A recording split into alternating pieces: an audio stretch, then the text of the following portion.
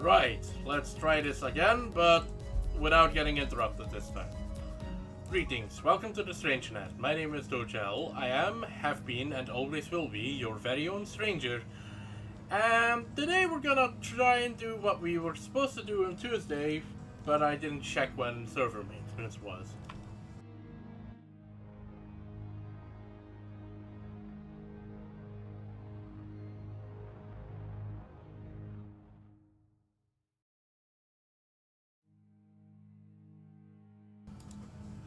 Assuming the game capture wants to cooperate. There we go.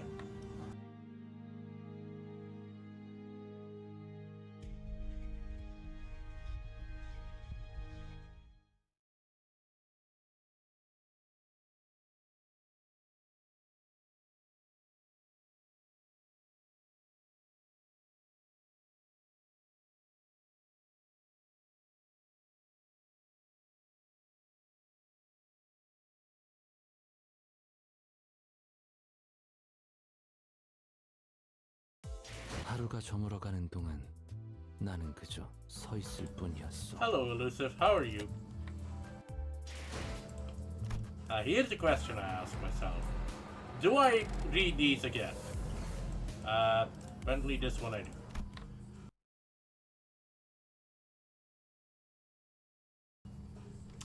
So, last time, the last thing I remember is Faust waking us up from our trance. This place is huge. That was my first impression of the warp train station. Oh, so this is... Don Quixote shouted vibrantly, immediately recovered from her previous apprehension of the sheer possibility that she might be separated from Rocinante. So each nest has one of these massive structures in it. I'm probably repeating what I did last time. Oh well, that's fine. I've got nothing. Oi, know anything about what they're asking? Heathcliff asked, gesturing toward Merceau with his chin. Every warp train station has been built with a general design philosophy that draws from their respective nests' architectural idiosyncrasies. It can also be said that many critics in relevant fields praise the warp train stations as one of the many cultural cornerstones of the city. I have no idea when it happened, but Heathcliff started treating Merceau like a walking encyclopedia from time to time. I can't wait for Merceau's canto, to be honest. Merceau! Young Merceau! Lo! Is that passenger over yonder one from the west? Incorrect. Leather-based clothing and metal armor are predominant fashion trends often visible in the outfits of the western population, while that individual's cloth-based style is something ubiquitously observed through the population of North and South. They are largely considered to be an Eastern fashion trend, rarely seen among Western. Prithee, slow thyself, for I must make a record of thy lectures. What wisdom dost thou have to impart regarding the fashion of the northern region? I have once espied in a magazine that they are garbed in puffy, loose-fitting outfits. Understandably so, given the colder climates of the region. An opportunity for a first-hand observation stands before you. Whoa! Ah! 3 seconds of screaming duet. One of utter fascination, the other of unmitigated frustration. What the shit? You nearly blew out my eardrums! You're the one to talk! Dude, I've got an audible frequency range expansion implant in my eardrums. Holy shit, man! Now, get the hell out of my way! You're blocking the walkway like a ragtag band of hicks who's never even seen a walk drain before. I don't know what accent that's supposed to be, but I'm not doing it justice. Damn it, I take the train all the way here for an expedition only to lose my target, and now these assholes are trying to blow out my eardrums. Great, just great. I love this. You guys, is it that obvious that we've never been on a warp train before? And the round trip ticket fee came straight out of my damn pocket! Whoa, watch out, big fella. Someone might get seriously hurt if you keep swinging those 4 arms around, each holding a weapon to boot. Freddy, wilt thou stand still for but a moment to satisfy a few inquiries of mine regarding thy outfit? Oh, yes, yes. Stand in absolute stillness for 5 minutes and I... Seriously? We've seen more of a warp train than you would ever even want to. Yeah, I mean... We do not talk about that. The fixer, with a particularly impressive set of prosthetic arms, spent a few minutes venting several of his numerous grievances at us before storming off to a different platform. Ah, indeed, this city of sundry odd personalities. I'm pretty sure he was thinking the same thing. I guess there really are a lot of people in the city with full body prosthetics. That's when Virgilius slowly walked up to our group. Well then, we'll rendezvous at the destination. Huh? Will the illustrious Red Gaze not ride alongside us? W Corp policy demands that fixers bestowed with a collar title must board a train specially prepared for them instead. Oh, are you like riding the first class plus or something?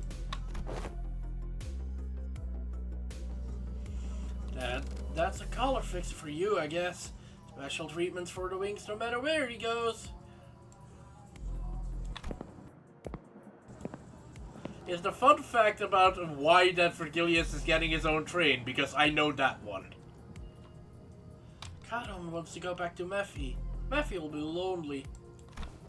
I've told you before, Kadon, 3 separate times actually, each time I bought you one of those candies, that people aren't allowed on board the freight cars. I wonder why, actually. Then, Miss Faust. Yes? That's... Yes? Virgilius, after exchanging a knowing look and a nod with Faust, escorted a particularly peeved Kadon away. Dante, let us proceed this way. We followed Faust's guidance to the entrance of the our train car. But yeah, what's the fun fact going to be that last time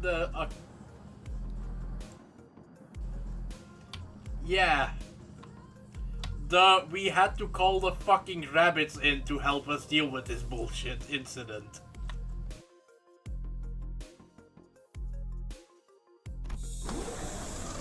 Damn. Please don't ever hire me to do voice acting. Whoa, hey, our colors are starting to come back. Oh.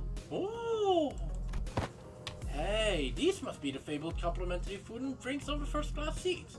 Heck yeah, of course. All these stuff like these gotta be included with that insane pricing. I said this last time I read this dialogue, but when they advertised this get to your destination in 10 seconds part, they didn't mention the part where you have to get on your train an hour before it departs. The general response to this room was a surprise at the rows upon rows of expensive looking sizable capsules. Flash freeze hibernation, huh? I guess it literally freezes our bodies in a flash? Faust, are these flash freeze hibernation devices safe? Please elaborate on your exact definition of safe. These things are supposed to freeze us solid, right? Can we really come back from something like that? A flash freeze hibernation device will put you in a temporary state of death caused by a rapid cellular cryopreservation process. However, the rapidity of the process prevents damage to your cells during the phase change. Therefore, in most normal cases, this will not cause any issues. Faust is aware that this model has fully resolved cell membrane breaching issues caused by cryogenic density change or by ice crystal growths of water molecules. I missed about half of what you said, but your point is that it's safe, right? Yes, as far as Faust is aware. Even if an issue were to arise during the journey, because everyone will be reverted to their states at the beginning of the train trip upon arrival, there won't be any lasting complications from the said problem. You've got some real talent in dragging out something so simply as, yeah, it's safe, to so many words. Seriously!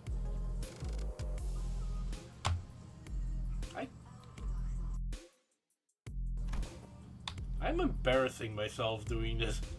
Indeed, as Faust's talents are not limited to a singular field. Okay, but that still leaves a lot to be worried about. Just as I was wondering, however, I realized that there was something odd about the way she phrased it out. As far as Faust is aware? Are you saying that it could be wrong? As a general rule, Faust is not air. However, Faust is also not a divine being. There are certain information in the world that Faust is yet to have access to. Therefore, while Faust may speak the facts, what is said it may not always align with the truth. Okay. They don't call first class for nothing, I guess.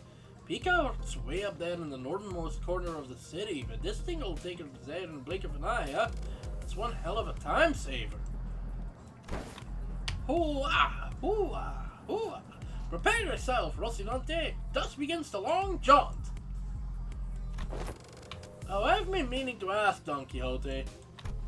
Do you ever, wash those shoes? Where'd that come from, Rhodia? No, I mean, think back to when we were inside that whale. When that whale blew up, we got all kinds of its gross, slimy bits on us. They were on our clothes, our shoes, everything. Yeah. I'm having trouble figuring out how Ishmael sounds. I don't know why. And do you remember how much we had to scrub to get the bloody, fishy, fleshy gunk out of our clothes? This really isn't something I want to revisit, but yeah. Right? And do you also remember how Don Quixote never took her shoes off once during that whole ordeal? Okay, I guess they do look a bit filthy. I ask thee, dear compatriots, hast thou ever witnessed an errant knight who leaves the side of their beloved steed?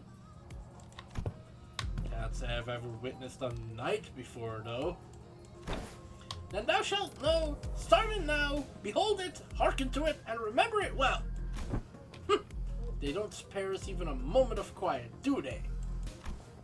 Whoa, have you been on one of these, Otis? I have been treated to premium VIP seats of similar grandiosity back when. This is nothing to fuss over.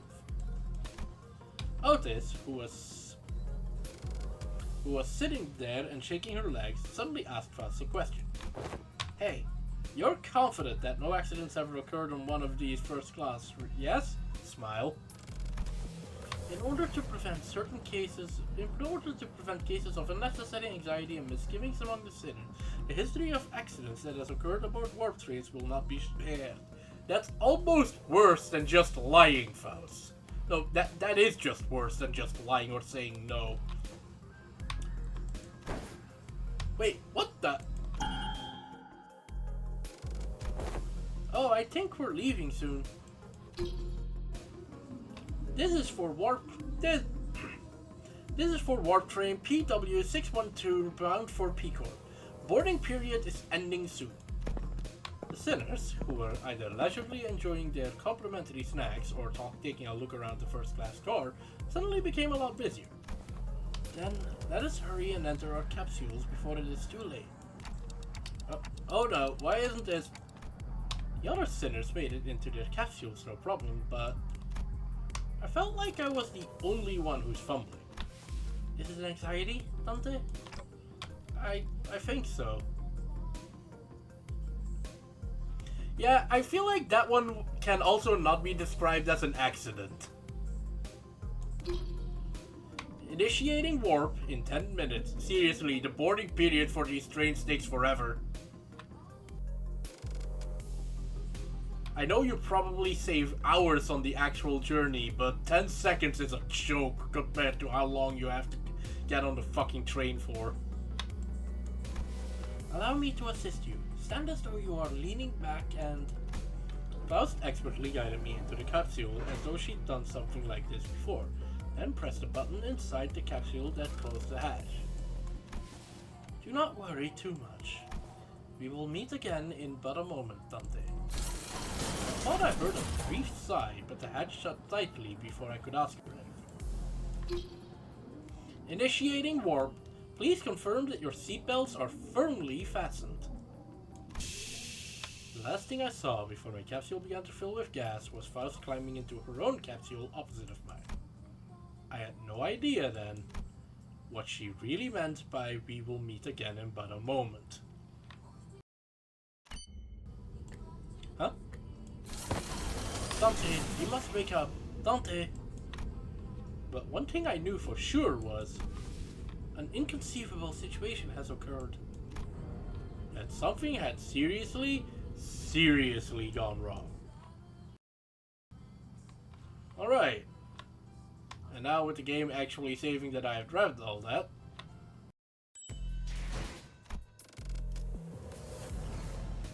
Disappearing passengers. Oh god, not again.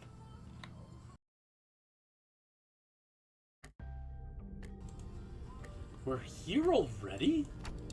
Wow, I guess that wasn't an exaggeration at all. It all really happened in the blink of an eye. As always, Faust was giving me her usual look, which was a complete lack of any emotive expression.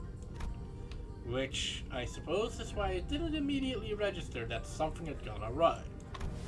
No, we are not yet at our destination. Huh? When I finally came to, and after I had some time to digest that odd reply, I looked up at her face once again, and realized that her expression was more antsy than usual by a microscopically minuscule degree. So, this train is still running? Yes. Then, where are we? I believe we are currently stranded in an unidentified dimension. Coordinates unknown.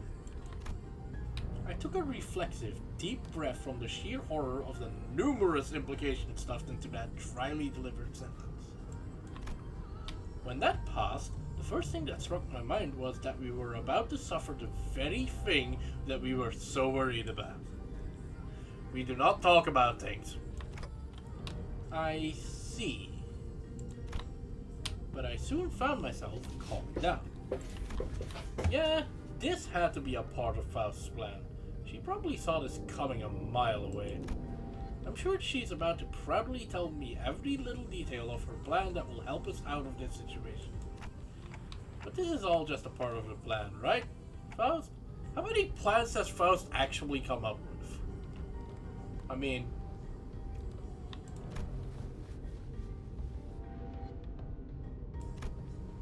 That was an unusually long silence from Faust. You are half correct, yet half incorrect. With that, Faust left me to flounder in the chaotic stream of vaguely terrifying information as she began stopping by each capsule to wake the sinners. Oh, we're here already? Man, it really happened in the blink of a... God damn it, Cracker! No. Oh, what's this? We're here already, for real? It really happened in the blink of a... Do they install that into your fucking mental set before they... No. Whoa, we're here already? I guess I really was worrying over enough.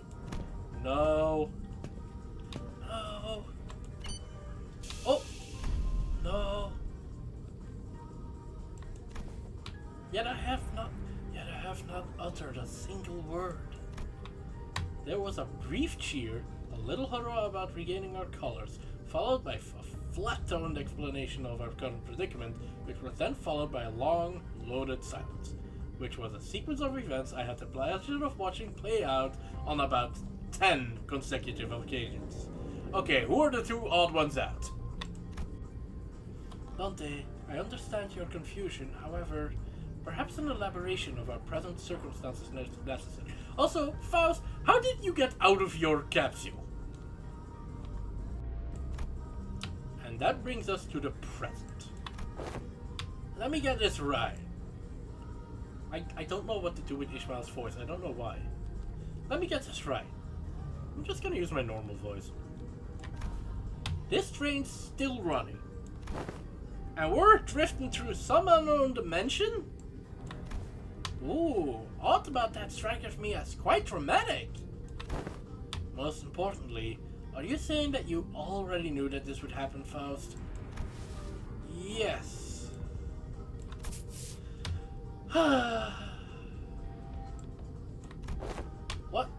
What the hell is wrong with you, huh?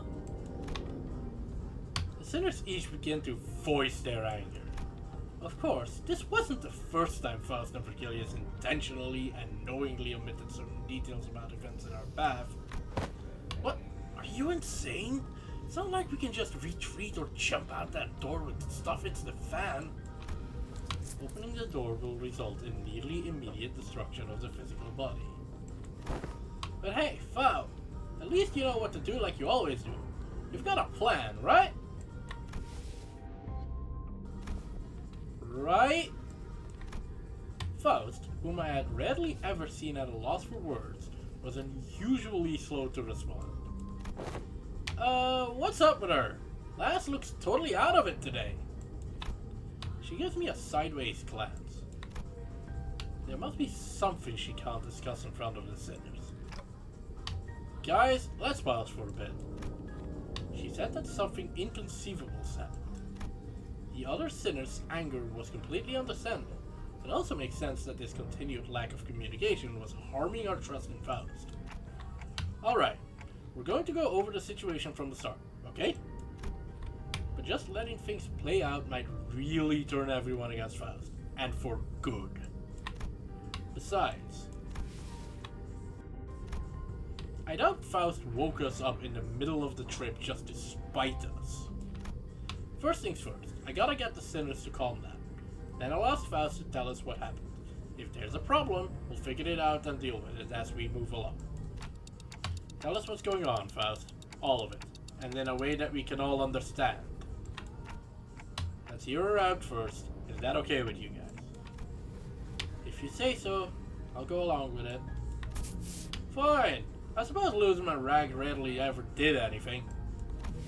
Thank you. Then, after some time, the gist of Faust's explanation was as follows. The cause of this issue, as always, involved a certain contract and a unilateral decision from the higher-ups of Limbus Company. W Corp caught wind of Limbus Company's recent distortion contract management promotions, and decided to contract us to deal with a mysterious repeated series of incidents suspected to have been caused by distortion, after multiple failed attempts to resolve it on their own, of course. The distortions themselves likely did not possess a problem for W Corp.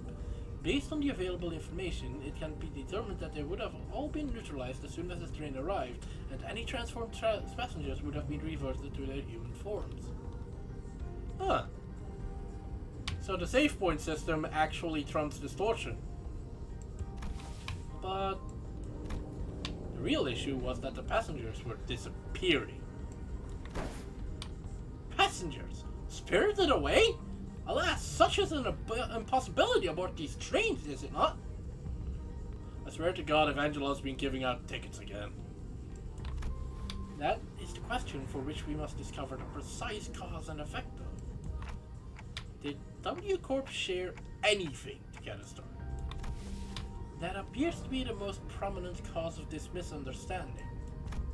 She explained that W Corp refused to share anything about the trains because they were concerned about maintaining the secrets of their singularity. Yeah, unfortunately we already knew W Corp. Maybe that's exactly why they sought out an upstart business like Limbus Company to deal with this, now that I think about it. We wouldn't even know where to start if we didn't have access to the information that the identity cards had to offer. Faust produced what had appeared to be a keycard with W Corp logo on it before continuing with their explanations. However, we were given this master keycard that can open and close the hibernation capsules at will. We may return to our respective capsules as soon as the contract is fulfilled and safely complete the rest of the journey as we had planned from the beginning.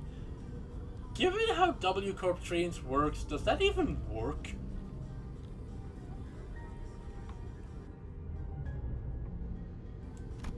These bloody wings, every single one of them's been an absolutely balmy.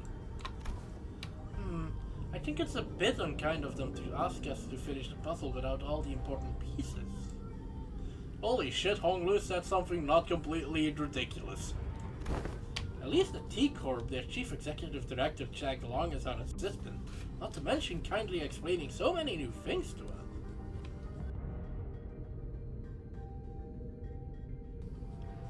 Because the environment of the W trains does kind of freeze your physical condition in place a little bit.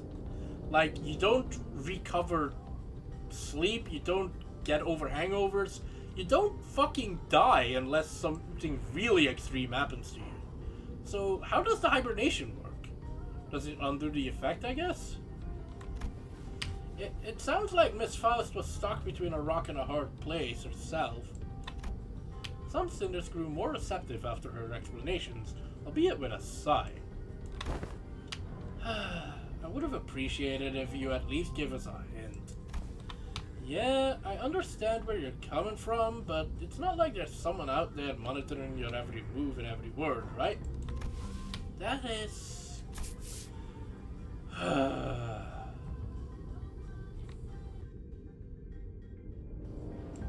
True, the ensemble did get around it.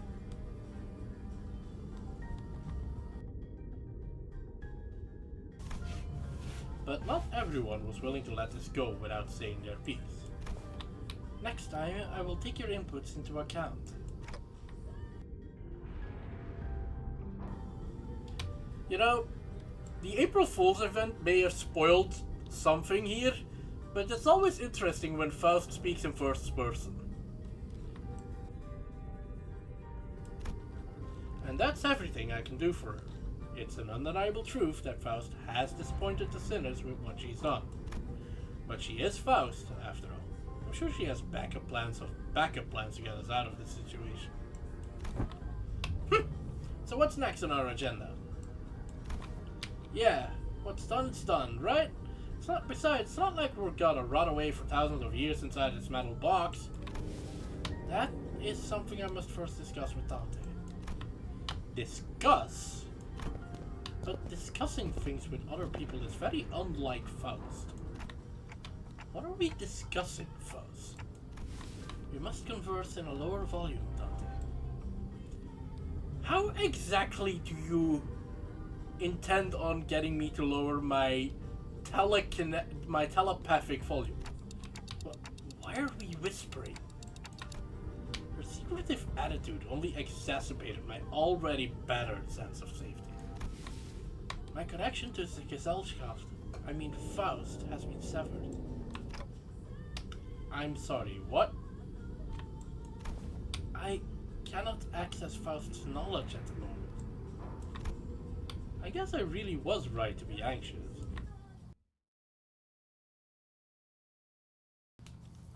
I'm not entirely 100% certain I'm pronouncing the German correctly. I'm making an approximation with my Dutch.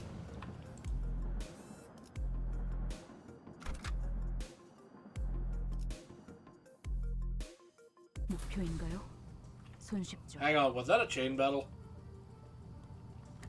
I should have put in the review. What do you mean you can't? I mean it in the most literal sense. My access to Faust's input and information, which has always been readily available, is completely severed. What do you mean, no, elusive? Oh! What if everything about the situation is something you don't have access to then, like you said last time? One cannot completely dismiss that possibility, but even that is uncertain. Every answer Faust has given me was always full of confidence and methodical expertise. I don't think she's ever said a sentence that was this full of speculation and doubt. Oh, chain battles only start in the intervals after count of 7. Then why did I get the option of selecting 12 sinners? Then Faust, you are... Yes, at this moment I am limited to operating only with my knowledge. Like I said, it's always interesting when she speaks in first person. I cannot discern the cause of this disconnection. More than enough precautions have likely been taken in case of interdimensional travel, but perhaps Faust did not take into account an occasion in which we may have to access an unidentified dimension such as this. Or even if it was taken into account, this particular dimension may not yet have been subject to cross-observation. If that is not the case, then no, never mind. There was nothing that suggested that my connection to Faust would be lost, not even as we boarded the train. To be honest, this is a rather disagreeable situation for me. Alright, for now. Now that changes everything. I recalled the last thing I saw before the hatch on the capsule closed, when Faust told me not to worry too much. Okay, this is just a minor setback. Nothing we can't beat, right? We got this. I began to mutter like I was trying to convince myself. As a manager, my job is to calm everyone down and set their sights on the future, just as Faust did for me immediately before the hatch closed. If you're right about why you were disconnected, then that problem will solve itself once we're off the train. And if we do ever run out of options, I'll just turn the clock and see what happens. Don't stress yourself too much. We still have a lot to work with. Your knowledge, my clock, the sinners, and I could feel my confidence taking a hit with every word that came out of my metaphorical mouth, but that seemed to be enough for Faith. She nodded. Understood. And to the sinners. The fact that we are currently confined to a work train in operation must be a source of enough stress. I was even sharing Faust's current state with them would add an unnecessary source of tension.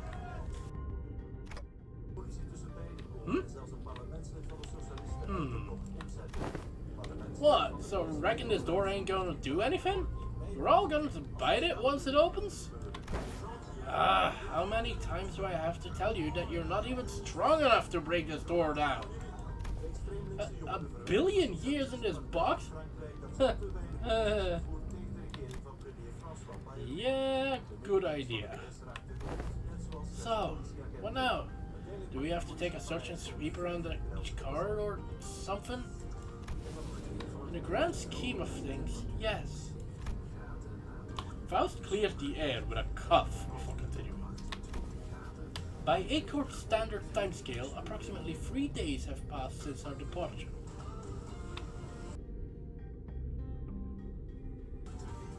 What? Why is that huh?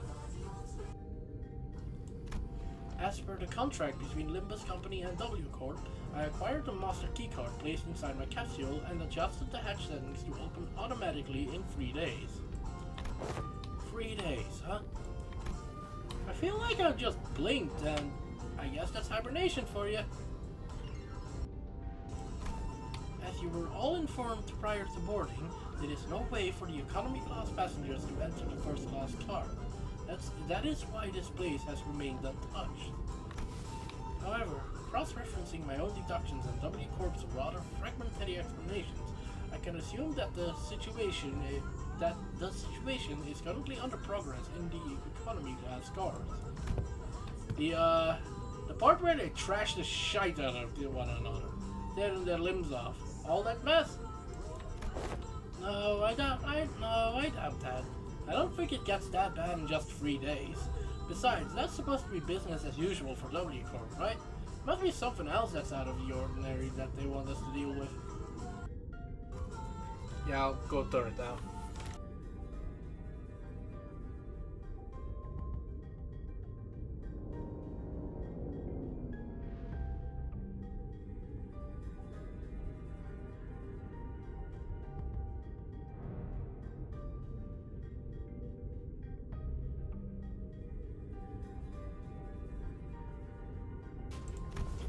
Precisely.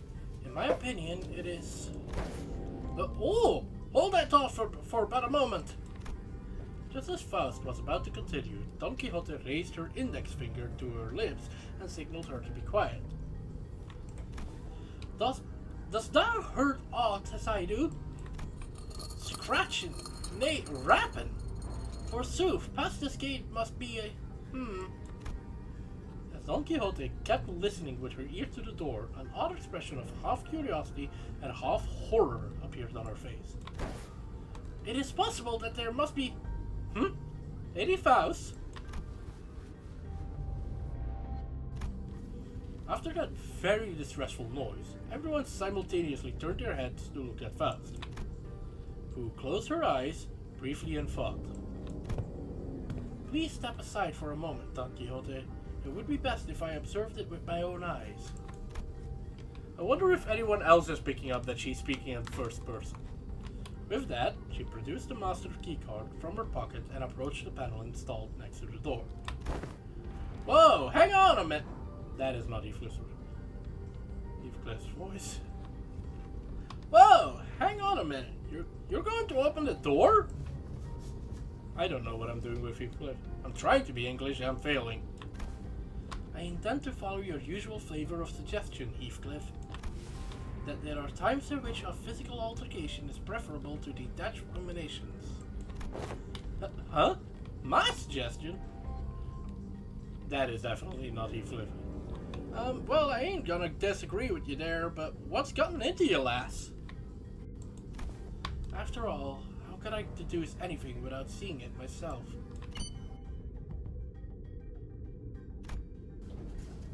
After a brief mechanical beep,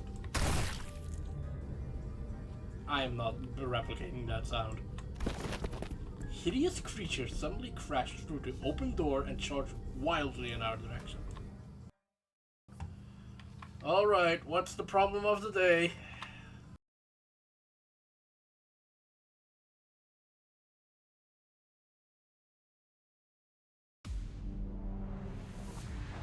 What the hell are you? Blood bag! Oh god.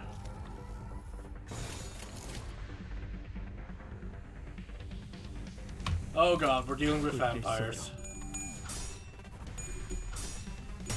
I forgot that the second Intervallo is usually the one that sets up the fucking counter. So, I might have been spoiled on some things.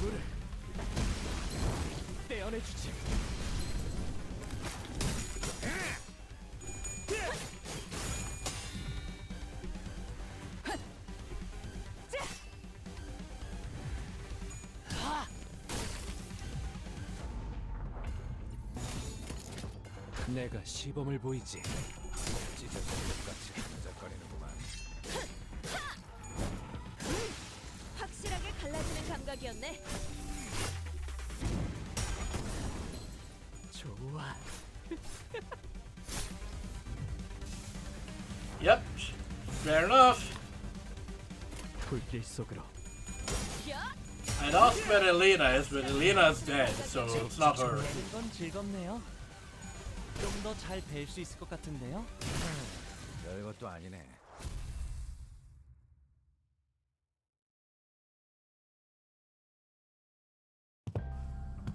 Lady Faust, however similar in appearance they may have been to the passengers,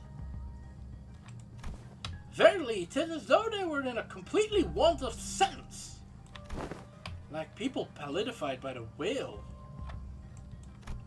Don Quixote hesitated until the last second to raise her weapon against him. She hung her head mournfully. Normally, Faust would have told her more information about those monsters before the fight began, and she would not have been burdened by the sheer thought of bringing harm to the innocent. That's a roast and a half.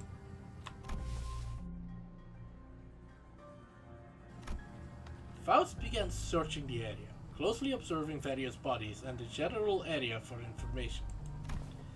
You appear particularly inquisitive today, Miss Faust. Huh, yeah.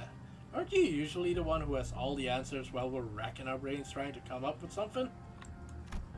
The sinners were starting to feel that there's something off about Faust's behavior. They might even soon realize that there's something wrong with Faust. Don Quixote, they are not dead. Huh? Observe closer. The parts are all tethered to one another by something, are they not? Huh. Oh-ho! It appears that the flow of time has ceased in this space. Therefore, it follows that the connections that tether bodies to life and away from death remain intact. We do not talk about what we do not talk about. To my relief, Faust managed to correctly figure out what's going on like her usual self, even if it took her slightly longer than it usually does. Hey, what did I say? We got this! Huh? What was that about? Oh, nothing. But I'd forgotten that not all sinners were content with nodding along to whatever information Faust told us. The flow of time is ceased aboard a warp train, is it? Yi-san grew pensive. Seeing that, Faust's lips, that's a grammar mistake. Faust's lips parted for a moment before closing shut.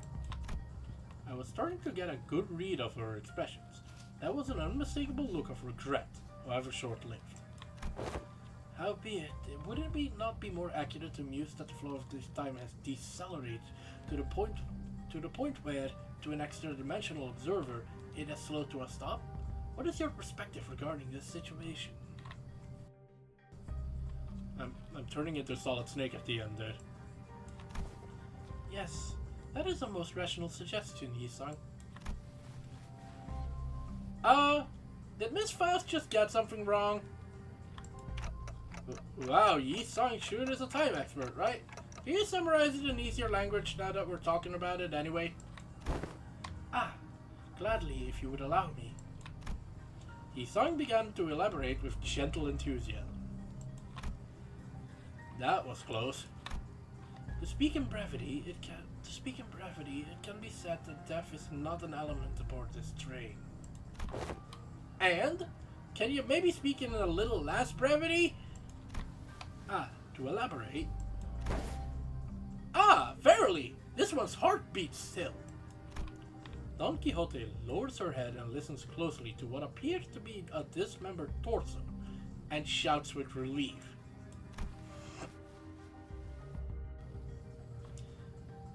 Their state is akin to an unassembled jigsaw puzzle, merely immobilized and separated. Though their corpus has been sundered, the concept of death is at a state of, for all intents and purposes, eternal delay aboard this train, existence in continuance of moratorium. Forced, they are, to be tethered upon the thinnest yet tenacious thread of life. I ill understood what have been said here, yet they are not dead all the same, If their severed parts are all connected, then it can be said that no matter how entangled their bodies become, it is not impossible to eventually gather their parts together to form a single passenger.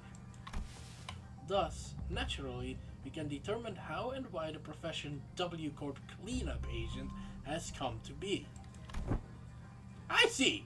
Because someone will have to categorize and reconstruct those puzzles once the journey is over. It's really baffling to me that a job like that even exists. Ever seen a wing that wasn't baffling in every sense of the word? Still, I guess that means that as long as the train arrives at the station, they'll all be put back together like nothing happened. From what I learned through the W Corp, identities, their main job was to gather chunks of flesh together to bring them back to their original shapes before they boarded the trains. It's a lot more visceral than when I have to look at it in person. Phew! That is quite the auspicious news among ill tidings indeed. It soon clicked in me what Faust was, though with some awkward effort, trying to do as I watched Don Quixote sigh with relief. Maybe Faust was trying to cheer Don Quixote up in her own way. The other Faust would not find it even necessary to do something like that. Dante. Huh? What's up? Oh, time to whisper, right? Indeed. I intend to collect further intelligence. Well, if there's anything I can tell you... Faust cast a dark gaze towards the chunks of flesh. Her gaze remained fixed upon them as she whispered. Are they distortions or abnormalities? Oh, yeah, I actually wanted to ask you about that. They weren't humans, that's for sure. From them I felt the same sensation I felt from monsters. Something inexplicable, an unclear sensation, or not. I felt this somewhere before, I'm sure of it, but I couldn't quite pinpoint the source of this sensation. One thing I do know for sure is that this sensation was not the same feeling I got from abnormalities, distortions, or even the Pekatula. If I had to lean one way or the other, I'd say they're closer to distortions. I'm sorry, I don't think that they're either of those. Is it difficult to be certain at the moment? Again, I'm not sure how I can explain this, but they're very, very similar to distortions, but also different.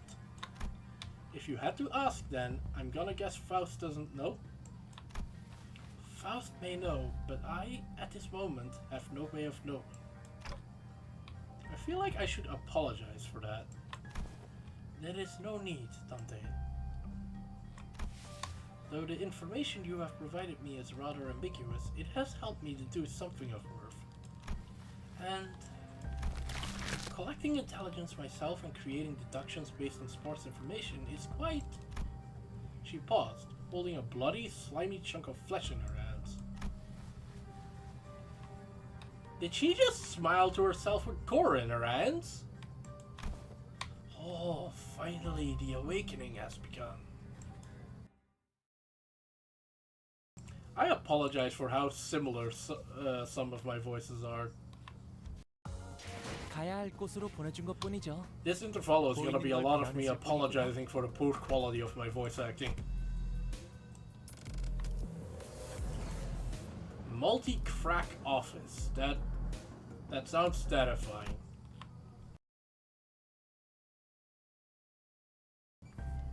After a round of intelligence gathering from Faust, we opened the door to the next cabin, only to be greeted by a loud commotion.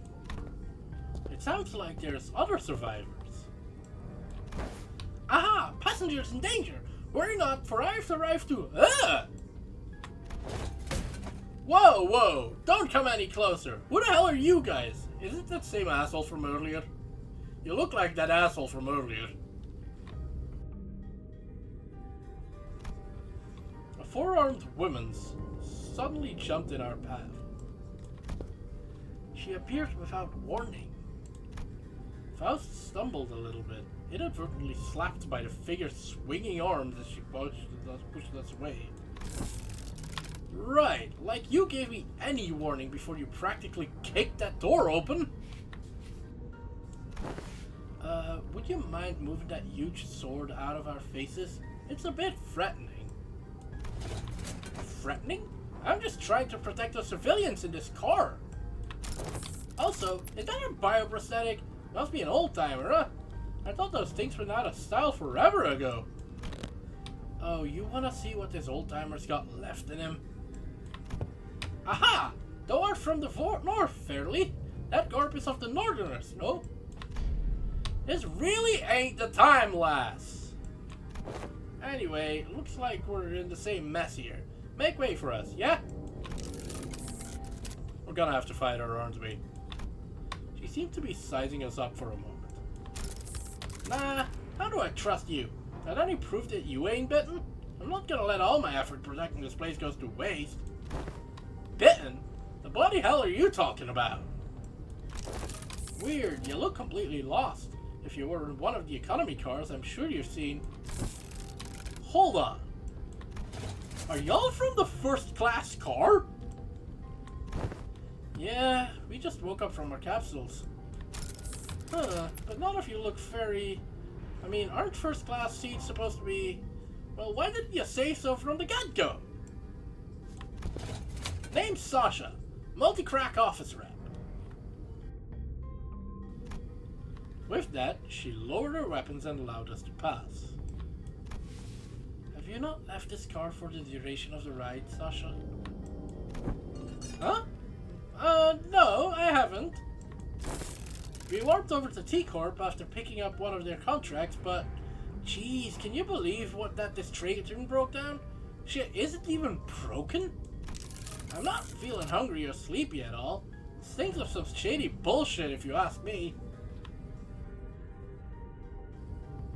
I swear they're trying to make them somehow American, but I'm not sure how. You could feel all that, even in a prosthetic body? Man, how could I live without my favorite hobby, drifting into a sweet nap after a pleasant meal? So I made sure to get high quality parts for him so I can still feel hungry and sleepy. I feel like getting hungry as a downgrade, even if you still wanted to taste food. Hasn't something else of note also occurred? You bet your ass did something else of note go down! How distracting. Is it hard for you to speak without being so hyper? Or at least stop swinging your arms around like that. Can't do that, friend! I broke all my prosthetic arms in a fight, so I'm calibrating a new set. Gotta keep swinging them if I want them to sync up with the other parts anytime soon. Anywho, I don't know what the hell's going on, but people started turning into some weird monsters all of a sudden. Are they Canadian? Is that what's happening? I haven't a goddamn clue as to who they are. They don't seem like they can understand us either. Good thing my train car didn't have a lot of those monsters. I just chopped what monsters there were to pieces and hauled the civilians to this vacant car.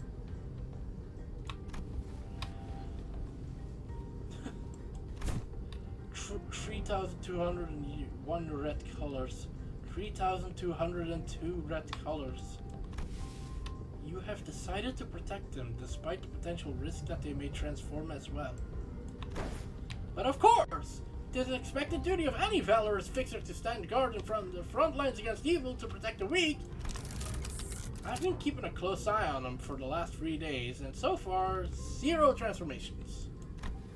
Go past this car and you'll see what the hell on earth really means.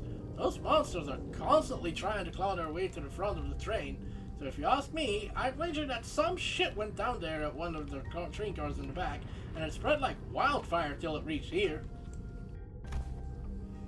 I see. And that's all I can tell you about the situation, so what's your story? Why do you rich first-class folks suddenly decide to grace us peasants with your presence? Nothing that's happening here could have made it to your swanky first-class car, so what's your business down here? W Corp has hired us to solve this case. We are, fixers! Indeed, fixers. Faust nodded reluctantly as she affirmed Don Quixote's boisterous declaration. Huh, I got every single one of you a first-class ticket? Your office must be rolling in the dough. Wait a goddamn second, so W Corp already knew this would happen? But, are you really contracted to a wing? Not sure if I trust you. As you must be well aware yourself, contracts and contract fulfillment are of paramount importance for fixers.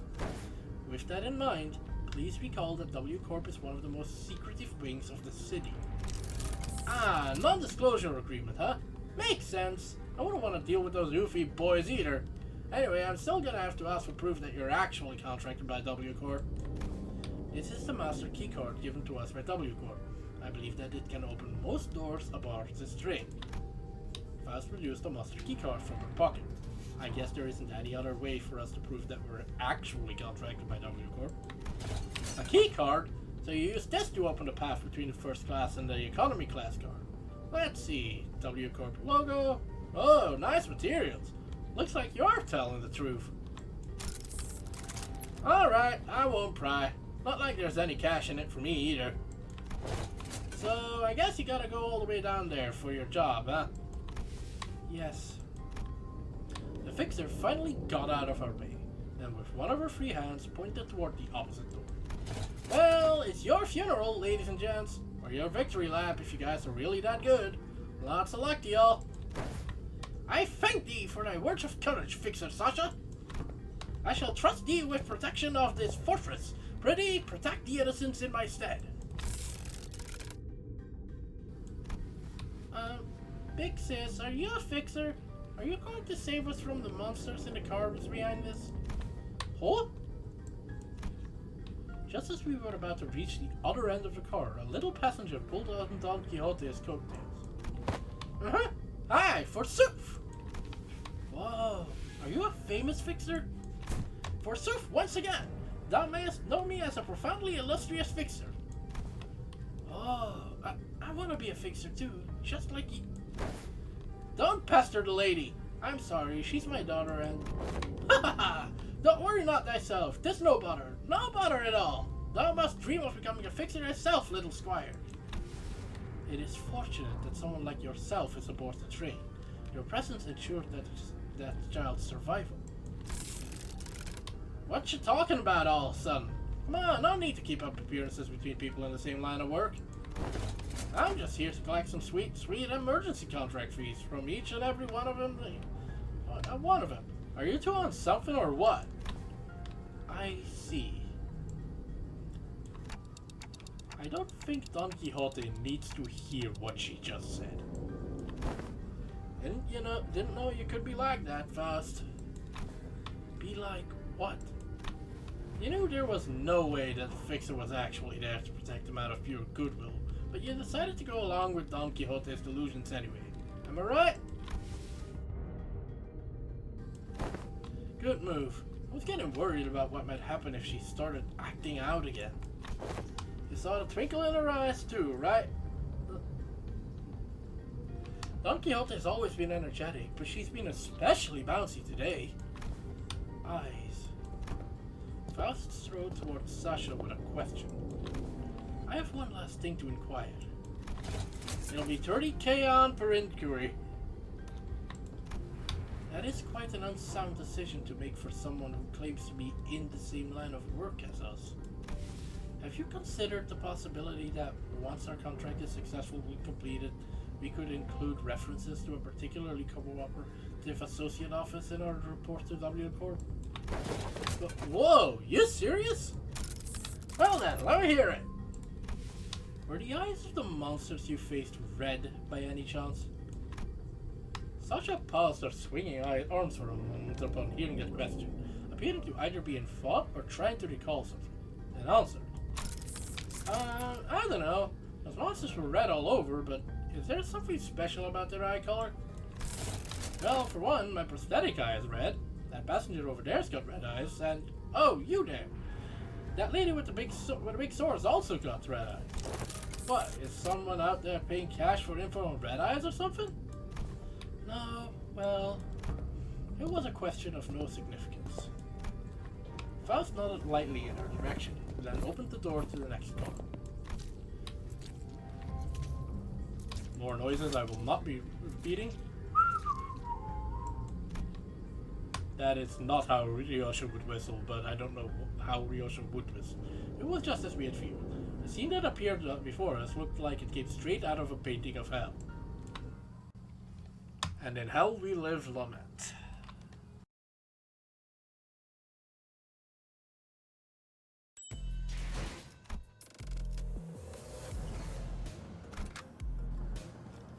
So, yeah, these are chain battles apparently, I think. But at least I can select backup for some reason.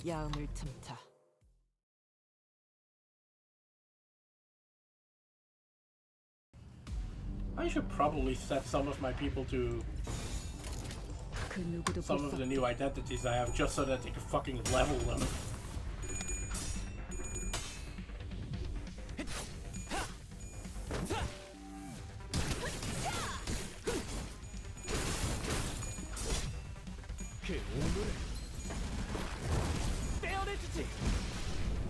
And once again, Sinclair absolutely executes someone.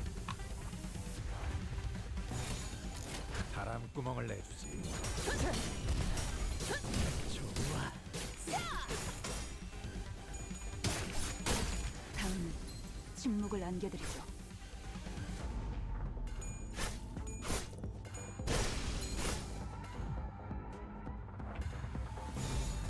그 누구도 볼 수 없게.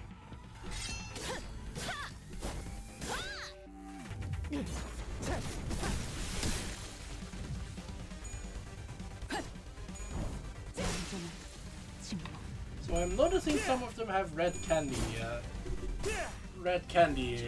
status effect that I should probably look up what those actually do. Problem is they're getting their ass kicked.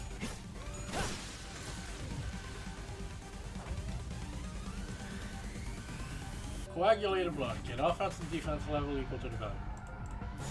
재미는 There it is. 없겠지만 그렇게 할게요. Didn't even get through the actual slapping.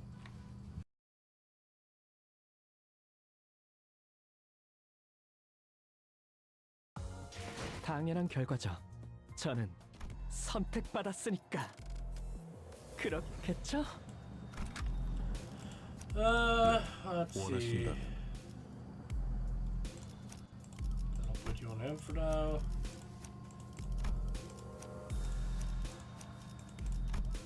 Just so they're actually leveling an identity that's useful. 부르신다면 언제든. 뛰어가겠네. Because I'm not made out of XP tickets.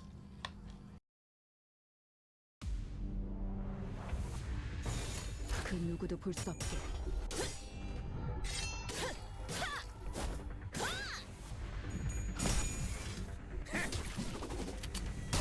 하나 가져간다.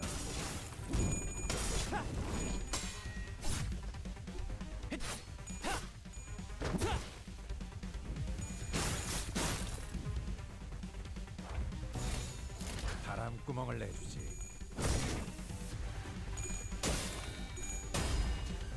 그 오물을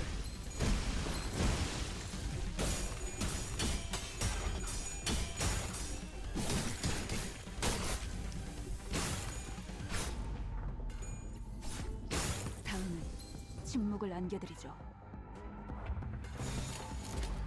그 누구도 볼 수 없게.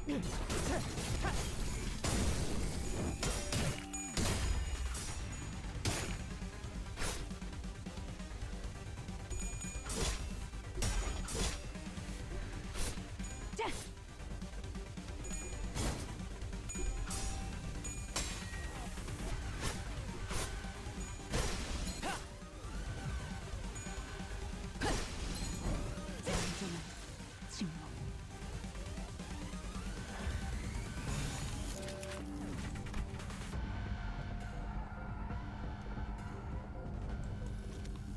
불길 속으로. 좋아.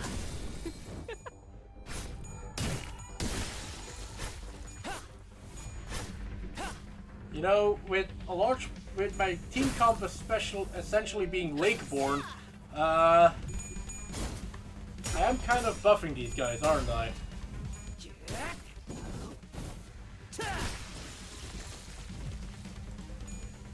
For the people who do not have insight into my mental space, which is literally everyone, Lakeborn is what I call Poise Bleed.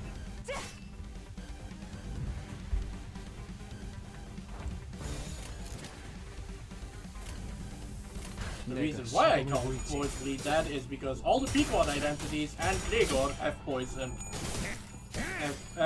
bleed, so I just kind of associate the combination with Great Lake.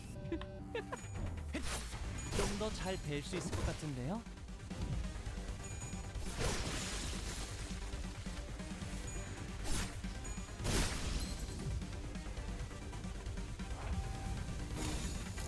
바람구멍을 내주지.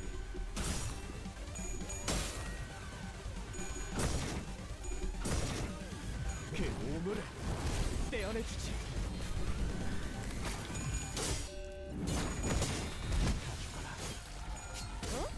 아하, 비껴 베어버렸군. 별것도 아니네.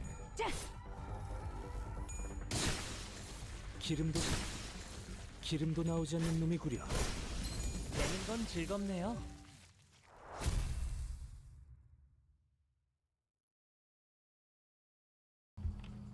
Slashy. Battling in a narrow hallway really takes a lot out of you. Too bad. Making big movements when there's not a lot of room to move around then takes more energy than you might think, especially for people like us who use longer weapons. These enemies weren't much harder than the ones we'd fought earlier, but it was inevitable that their sheer number would eventually wear down the sinners. What are those things, Faust? Yeah, I've been wondering that too. Why are you so tight-lipped all of a sudden? Those entities are... Those entities are... What do you think those entities are? Huh? Didn't I just ask you the same question? Oh no, are you giving us a chance to come up with our own answers first? Of course, Faust did not confirm nor deny his question, but Sinclair was perfectly capable of interpreting her silence in his own fashion. Well, some things I learned after fighting them, I think. These monsters aren't mad at us, nor do they want to attack us because we're an obstacle. That's not why they're attacking us. Quiet! Quiet! There's a pattern that they hunger for us, charging at anyone and anything in a desperate quest of it. Right, that's strange though. I thought hunger or thirst wasn't a thing aboard these trains. It could be determined from the entity's attack patterns that their offensives were not based on rational thought. The source of this behavior can only be traced back to primal aggressiveness. Yes, and? Was there anything else? Anything else? Oh yeah, I think they all had red eyes. Oh no, it's Spider Bud! Their bodies wreathed in blankets of red. I smelled blood, so that's likely what they're made of. Then it must be that the red was congealed, nay, crystallized blood. Yi-Sung sounds more tired than that, though, Joe. Thank you, all. Your input has all been very helpful. It was my turn to start whispering. What did you learn from that? You're in luck, Dante. I have read upon this subject as a tangent while perusing information regarding our next destination, moments before we boarded the train, and while that will be a useful element in resolving this situation, the sinners have also been a very good source of intelligence when it came to categorizing and identifying important evidence from the available sea of information. Your advice was correct, Dante. You mean you know what to do to blow this case wide open? Nothing can be said with absolute certainty at the moment. However, this will be a good place for us to start. With that, Faust turned around and faced the rest of the sinners. I will now present before you a solution to this predicament. Huh? Is there something else we gotta do before, other than beating the crap out of whatever is in our way? That will not change, no. However, what I am about to share will give you a better understanding of the purpose behind W Corp's contract and provide us with the possible means of finding the method by which we may complete it. It is very likely that the entity behind this incident on this train, and by the extension every incident of the same nature that has occurred in previous warp train trips, is a blood fiend. Dun dun dun. Because all the blood bags didn't make that obvious. 당연한 결과죠. 저는 선택받았으니까. 그렇겠죠?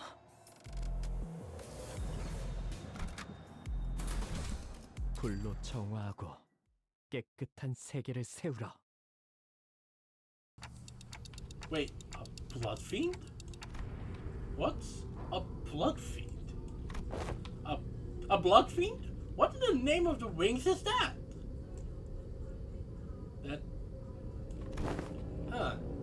You, of all people, haven't heard of blood fiends. Thought you were a team expert on obscure lore. Verily, I have not once heard mention of these blood fiends. Perchance I have let a magazine article slip from my memory? Don Quixote furrowed her brows, genuinely lost. It was as though the very words sounded alien to her. I thought they were just monsters in stories to scare children at night. They're supposed to be afraid of garlic and sunlight, right? Oh, that sounds a bit different from what I've heard. I heard their fear of garlic and sunlight is just a rumor, and what they're really afraid of is water. I have been briefed on the existence of blood fiends in the past, when I served as a commanding officer. And I have seen the dregs that they command. Though my memory isn't very clear, I am quite certain that these monsters here do not resemble what I've seen. I've seen one who called themselves a blood fiend among the ranks of the Fingers, but the things that blood fiend commanded weren't like these rubber textured ones. Holy shit, Ryoshu is speaking in full sentences. What? There's something off about this one. That one didn't spawn these tracks with a pendant like this. But aren't you supposed to know this already? Yes, I see that some sinners have encountered blood fiends in the past. A long-winded explanation seems unnecessary. As many of you have stated thus far, the entities we face in this train do not appear to be blood fiends. In a sense, they are drag-like beings that have failed to become kindreds. They are referred to as blood bags among relevant parties, according to information I am aware of. Not a terrible name. Why would anyone name someone blood bags?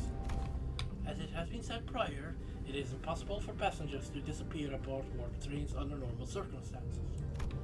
Though our reserve of intelligence regarding warp trains or W Corp is vast, if incomplete, we could not find a possible exception to the above rule. I know exactly one exception. Within that reserve of intelligence, however, I have discovered that inserting a previously unseen variable into the equation allows for the formulation of a new hypothesis. Wait, you're saying that these blood fiends can completely erase people or passengers from existence? A more accurate descriptor would be to say that they are either dissolved or vaporized. Dissolved. No matter the degree of violence the passengers may indulge in, no matter how severe their wounds may be, the warp trains can revert them to their initial states at the beginning of the journey. Among several interpretations of the word violence involves cannibalization, of course. Ugh. However, as the passengers' collective time itself is in moratorium for the duration of the train's operation, digestion is not a biological process that should be active. In other words, even the devoured passengers could be reconstructed. If they are merely stuffed into the digestive tract, then I suppose they could gut the passengers to retrieve the chewed up chunks of other passengers and piece them back together via the vein-like thing connecting each individual. However, such is not the true for blood bags. Blood bags are, by their nature, obsessed with blood. Their existence hinges on supplying themselves with the blood of their victims. And it is said that they must consume a minuscule of blood to maintain their form. A minuscule amount, even. Wait, what? Didn't you just say that digestion's not a thing while we're on the train? If I were to continue my deductions, perhaps consumption of blood for blood fiends and blood bags is a fundamentally different process from our consumptions of nutrients for energy. To them, blood is a culmination, an entailment of something that forms the self, including but not limited to emotions, ambitions, wealth, purposes of existence. Then it must naturally follow that they can spend their blood at will, which is a process isolated from other biological processes such as the digestion. Huh? I ain't following even half of that! You exist in moratoria of time at the present moment, Heathcliff, yet your emotions still persist, do they not? Anger, sorrow, and joy. They continue to spark within you. Huh? Well, I suppose they are. Though we cannot tell whether they may be in a state of alteration, or whether they remain ensnared in the wheel of creation and destruction, it can be said that emotions, once past, exist not in continuation. The passengers' will to live, the worth of this very existence in which they thrive, do they not all gently atrophy into non-existence even amidst the ceased time? Miss Faust seeks to illustrate the similarity between how emotions are to ourselves and how blood is to blood fiends. Gotcha, so that's why she said their blood is vaporized, huh? If that's the case, then the very blood that's supposed to be bind these chunks of flesh together will also evaporate, which means that they can't be pieced back together. There is no incongruence in that logic. Everyone fell silent for a moment. That was way too much information to process at once. We didn't even know what to make of the meter. I would like to ask a few questions if you would permit me. Yi-san was the first to break the silence. Could it be said that blood bags are direct creations of blood fiends? If such is the case, then by which method do they... That information is inaccessible at the moment. Faust replies, avoiding Yi-san's gaze. There isn't anything I can do about this. The sinners will only get more stressed if they find out what's going on with Faust, And that's something we both want to avoid. Inaccessible. Inaccessible. Ah, indeed. Now I recall what you have said in the past. I mean, technically it's completely incorrect. It's just not for the reason she's implying. This is only a speculation, however. I assume that a form of direct physical contact is needed to turn an individual into a blood bag. If such were not the case, then we, who are likely the greatest obstacles to this entity's goal at the moment, would have been the first ones to be turned. Indeed. In that case, that villain of a blood fiend must be hiding out somewhere aboard this train. Indeed. Indeed. If we are further to believe the words of the fixer from earlier, then there is a high likelihood that the horde is advancing in this direction from the back of the train. In other words, continuing down the train cars will lead us straight to the blood fiend. Very well! I shan't forsake this opportunity to bring peace to the souls of the innocent passengers who have perished by the villain's hands. Dante. It seems that Don Quixote was now invigorated. The other sinners also seemed satisfied now that we had a clearer sight of our goal. Faust, who stood amidst them, nodded in my direction. Well then, let's go. We're making the best of what's available to us at the moment. Let's move forward, for now.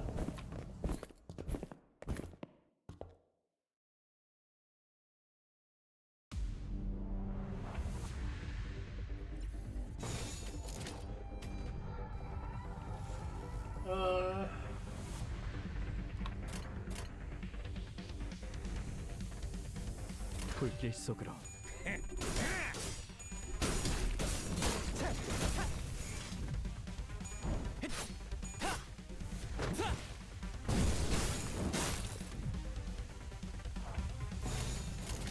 불길 속으로.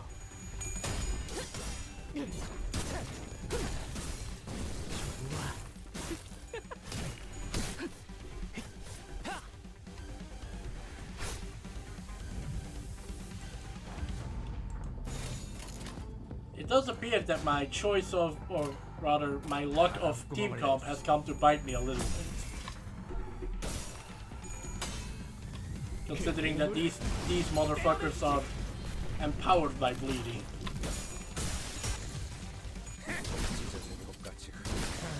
One question I suppose I have is how much of a problem will that be in practice?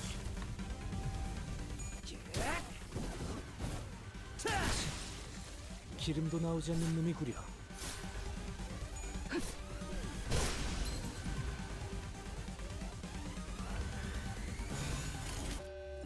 바람구멍을 내주지. Also, I don't know why everyone seems to have forgotten it, but I have not. Sasha was asking about people being bitten. Maybe that's the way that you become a blood bag.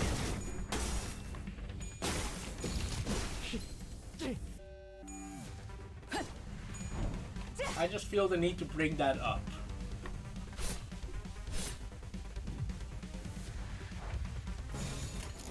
그 누구도 볼 수 없게. 확실하게 갈라지는 감각이었네. 찢어진 것같이 흐느적거리는구만.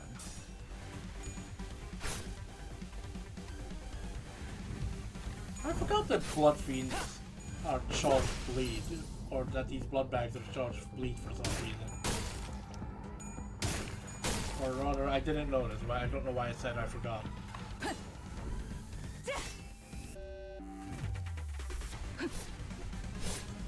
Actually, why are they charged bleed? Is the attack? Huh. We can steal charge from them. Hard blood weapon. I see.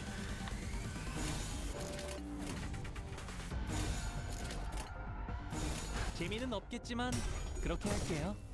그 오물을 떼어내주지.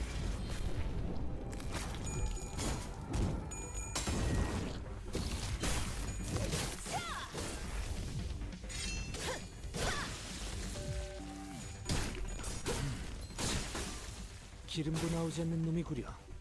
찢어진 것같이 흐느적거리는구만.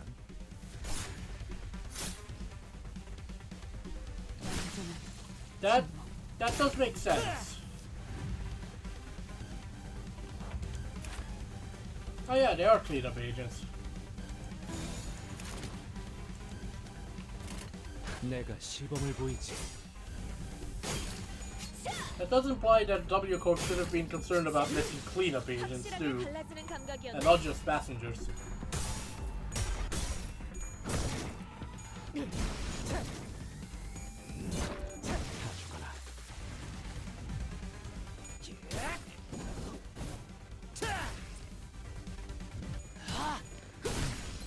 제법 지쳤나 보지.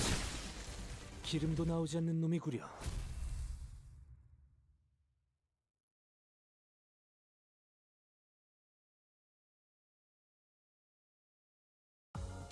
해냈어. 이제 이 배를 쉽게 넘볼 해적도 And if 고래도 there's 몇 없을 one, 테지. and if there's one company that shouldn't have that much staff turnover, it should be W Corp. I feel like. Oh, the cleanup agent. Well, 몸을 풀어두죠. I guess I noticed that slightly too early.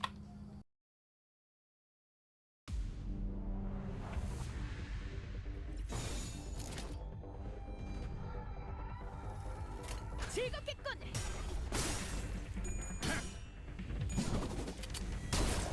하나 가져간다.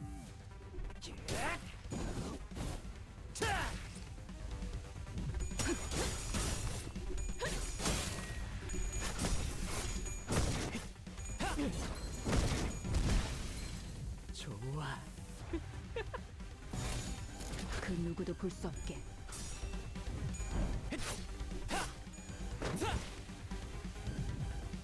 그 오물을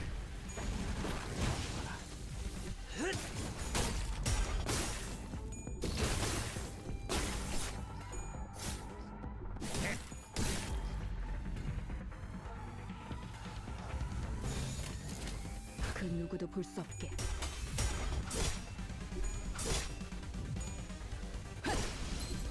완전한 침묵. 찢어진 것같이 흐느적거리는구만. 비껴 버렸군. 다음은 침묵을 안겨드리죠.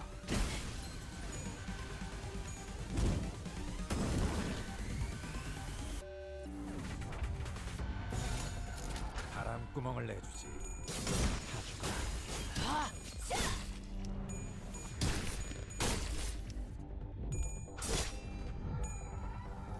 You're a little sad that after this interval, 2 charge potency changed from a funny bug to an actual resource, but oh well. Oh, I guess charge was only count before something related to this Intervallo 재미는 happened. 없겠지만 그렇게 할게요.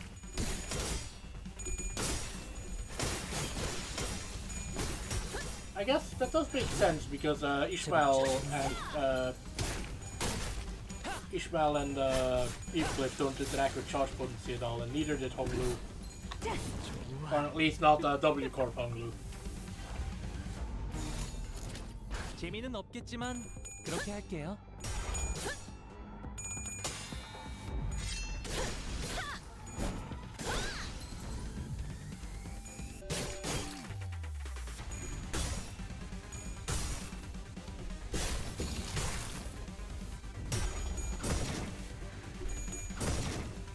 그 오물을 How do you have negative 23 sanity and still flip 2 heads and glare? 기름도 나오지 않는 놈이 기름도 나오지 않는 놈이구려. 다음은 침묵을 안겨드리죠. I'm sorry, but the name Multicrack I find very hard to take seriously. 내가 시범을 보이지. 하나 가져간다. The problem with self-bleeding, lads, is that you allow 기름도 나오지 않는 놈이구려. Gregor to get his foregone conclusion coins up. 기름도 나오지 않는 놈이구려. What's it called? and do enrichment, I believe. Manager Esquire, halt! Behold this poor fellow, he lives still! Don Quixote, her round eyes wide open, began sprinting somewhere. No, stay away from me, you monsters. Hey man, we're not those monsters. You alright? Huh? That arm! You're starting to mutate too, aren't you? You must be turning into some bug-like monster. Ah! What? No, this is... Rigor stumbled for words before chuckling and casting his gaze towards the floors in disbelief. Yeah, well, no surprise there, I guess. Suppose there's no way to tell right away whether this arm's a monster or prosthetic or whatnot. It is possible that you are mistaken due to his bioprosthetic being of an older, outdated make that is now rarely seen in the city. Ah, prosthetic. That's a relief. I thought those crazy bastards were trying to break in again. As you can see, my legs are messed up. I had no choice but to hide in here. So what are the W Corp's employees doing aboard this train? Huh, you're right. From what we found out about the warp trains through the identities, I can't imagine why any of them would ever willingly board this train. You're the contract fixers, right? We were ordered to assist you with your contract. I said we, but I'm the only one left. Every single one of my colleagues suddenly began losing their minds in that car over there and... This cannot be! Faust, is there truly no way to cure the blood bags? My apologies. The access to that information is prohibited at this moment as well. Though her voice and expression were both as serene as always, there was something gloomy about the way she said it. I may have been too reliant on Faust, in too many places. Faust muttered in a barely audible volume. I don't know what I can do to help the sinners in a situation like this either. I'd also grown too used to Faust's omniscience because I could always trust it to be there for me. I was starting to realize that I don't have the means to dig myself out of a hole like this. No, maybe I was too reliant on the sinners as a whole. When the time comes for them to depend on me, when they can no longer stand on their own, can I really manage them? Lead them to the right answers? Doubt, colored with fear, begins to rise like an ominous plume of smoke. Well, what can I do, right? Ugh. The agent struggled to some corner of the room with his wounded leg and pulled on a lever. They made good use of this space.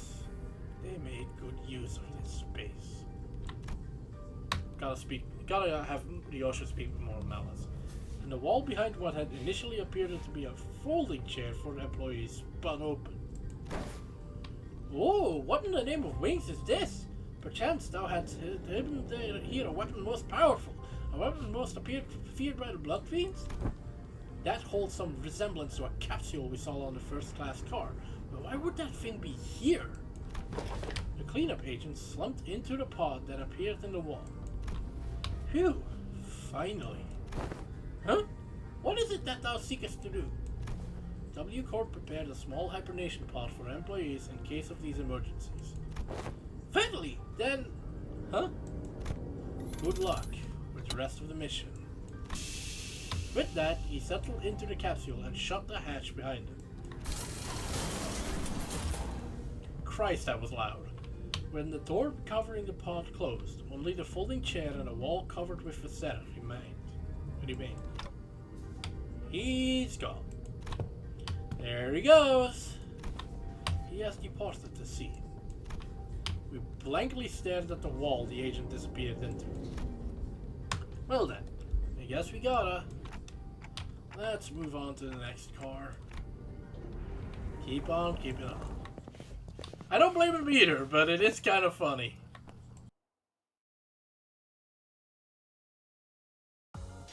해냈어. 이제 이 배를 쉽게 넘볼 해적도 고래도 몇 없을 테지. 흡족하군. 야음을 틈타.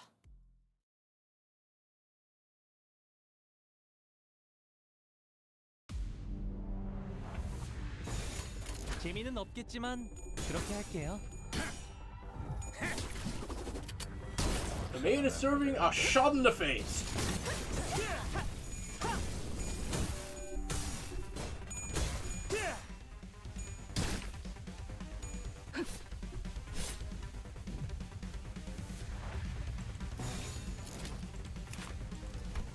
Where's the fragile?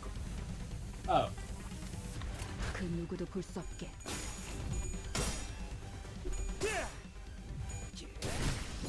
제법 지쳤나 보여.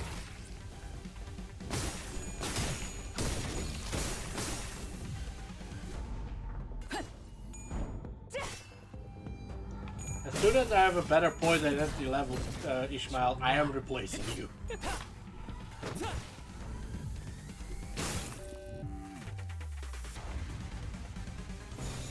재미는 없겠지만 그렇게 할게요. 그 오물 다 죽어라.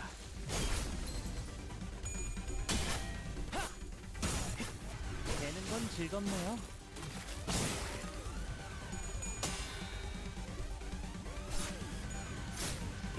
Don't get me wrong. Powered up flashing strike is hilarious, but 그 누구도 볼 수 없게.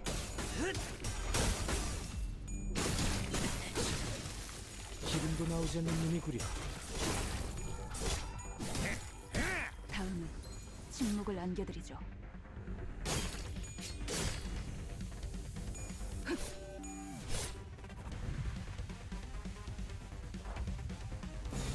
내가 시범을 보이지.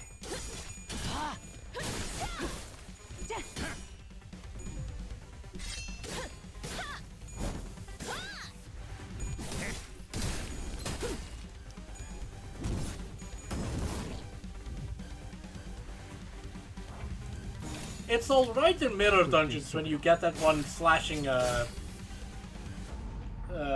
evil gift. But even then, you still have 2 dead skills. Or 1.5, I guess. 완전한 침묵.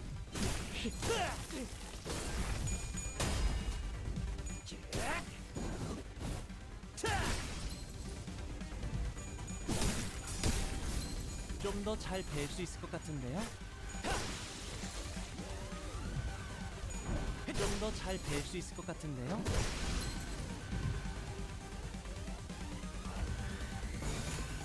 즐겁겠군. 되는 건 즐겁네요. 아하, 빛이 되어버렸군.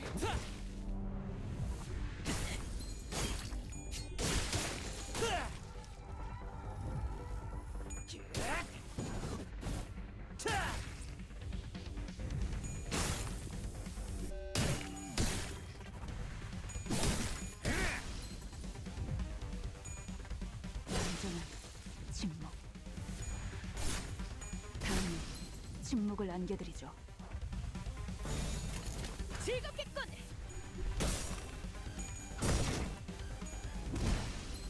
좋아. 다 죽어라.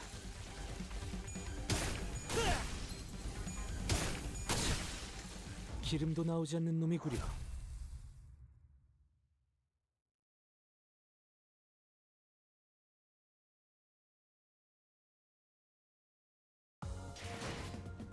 해냈어. 이제 이 배를 쉽게 넘볼 해적도 고래도 몇 없을 테지. 흡족하군. There's another multi-crack motherfucker in here, it looks like. Oh. I'm out of juice. Hang on. Fixed. Let's go. 임무 시작. I could be using the boxes I collect, but save those for emergencies. Oh god, they're actually starting to become competent. 즐겁겠군.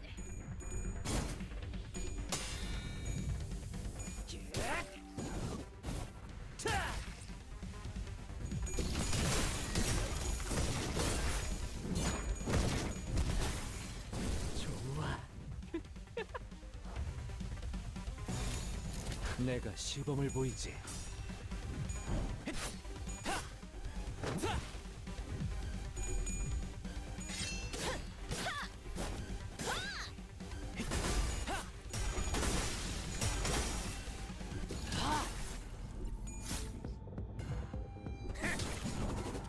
Too bad they can't keep that shit up, can they?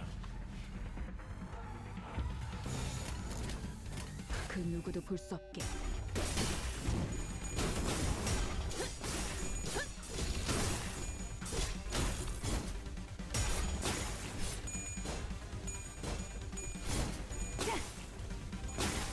Apparently they can at least a little bit.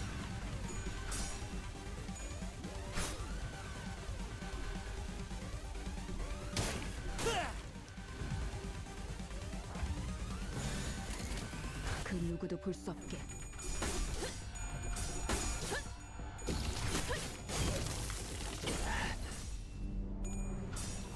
I need to check out what that skill actually does.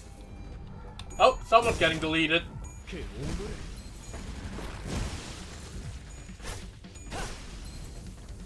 That awkward moment when the class decides he has had enough of your shit.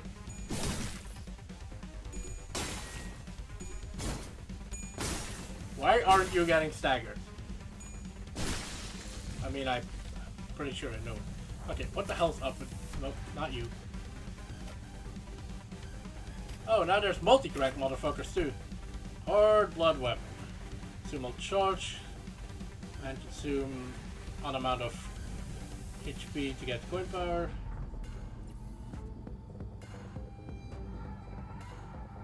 Ah, I see.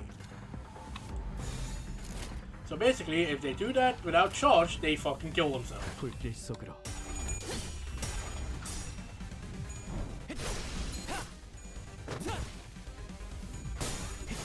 되는 건 즐겁네요. 껴비어버렸군. 좋아.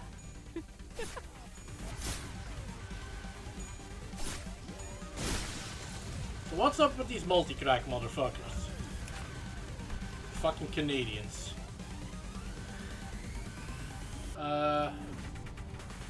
That's the 5 charge down to get it back down.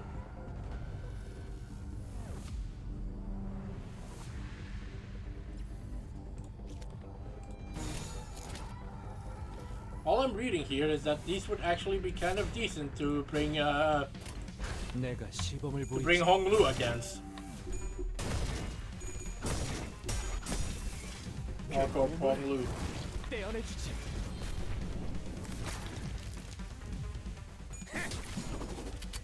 찢어진 똑같이 I wonder what happens if you send a send a reindeer over the W train.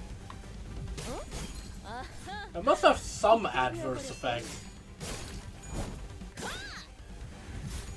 It would also be the most miserable experience of their life, probably. 제법 지쳤나 보여. Yeah, nothing good would come of it, would it?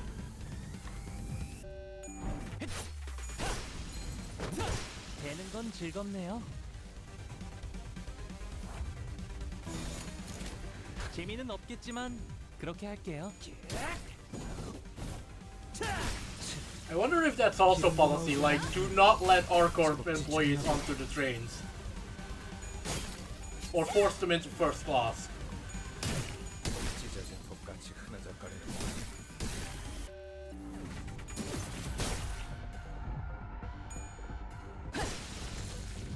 But probably R-Corp... Would R-Corp have the same branch facilities as the same style of branch facilities that L-Corp did? Because I feel like that might be useful for rapid deployment. 확실하게 갈라지는 감각이었네.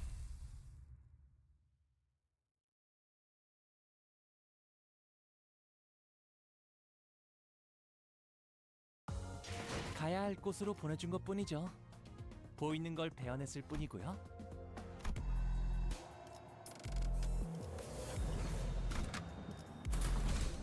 야음을 틈타.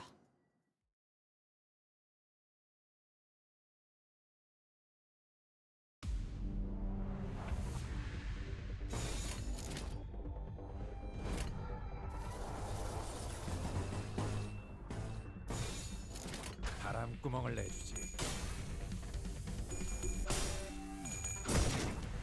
그 오물을 떼어내주지. I'm gonna miss the Olympus Fun Fact of the Day in about 6 weeks when I run out of content to do live. And we'll have to stream something else.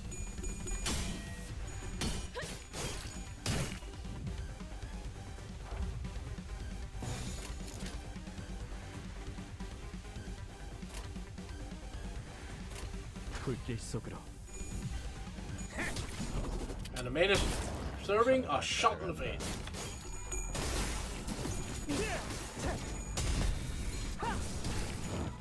Small detail if you use specific attacks or specific ego. Oh, let me guess. Anything? How do I phrase this? 불길 속으로. W Corp skill free or any dimension shredder. Okay, do tell. I don't think my W Corp Hong Lu is strong enough to try it out. 찢어진 톱같이 흐느적거리는구만. Alarm blares towards the screen briefly flashes red. Gotcha.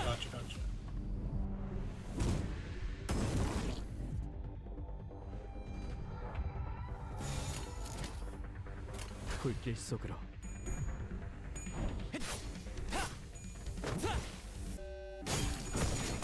내는 건 즐겁네요. Unfortunately, the only W Corp identity I have was Hong Lu.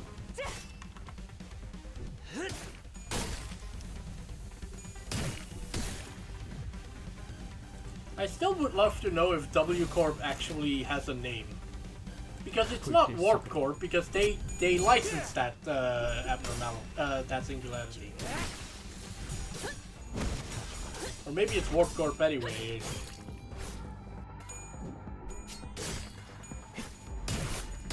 내는 건 즐겁네요.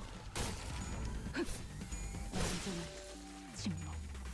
It is technically their singularity. It's just not the one that put them on the map that, you know, made them a wing.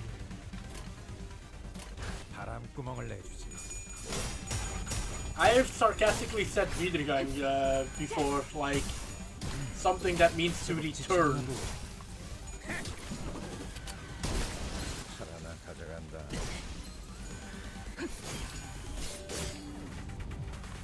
그 오물을 떼어내주지.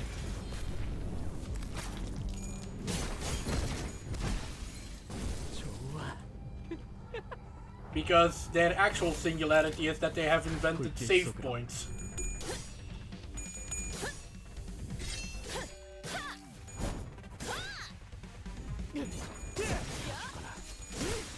확실하게 갈라지는 감각이었네. 제법지. 다음은 기름도 나오지 침묵을 않는 놈의 안겨드려. 길이라. 완전한 침묵. That's fine. 별것도 아니네. I guess that does make the most sense.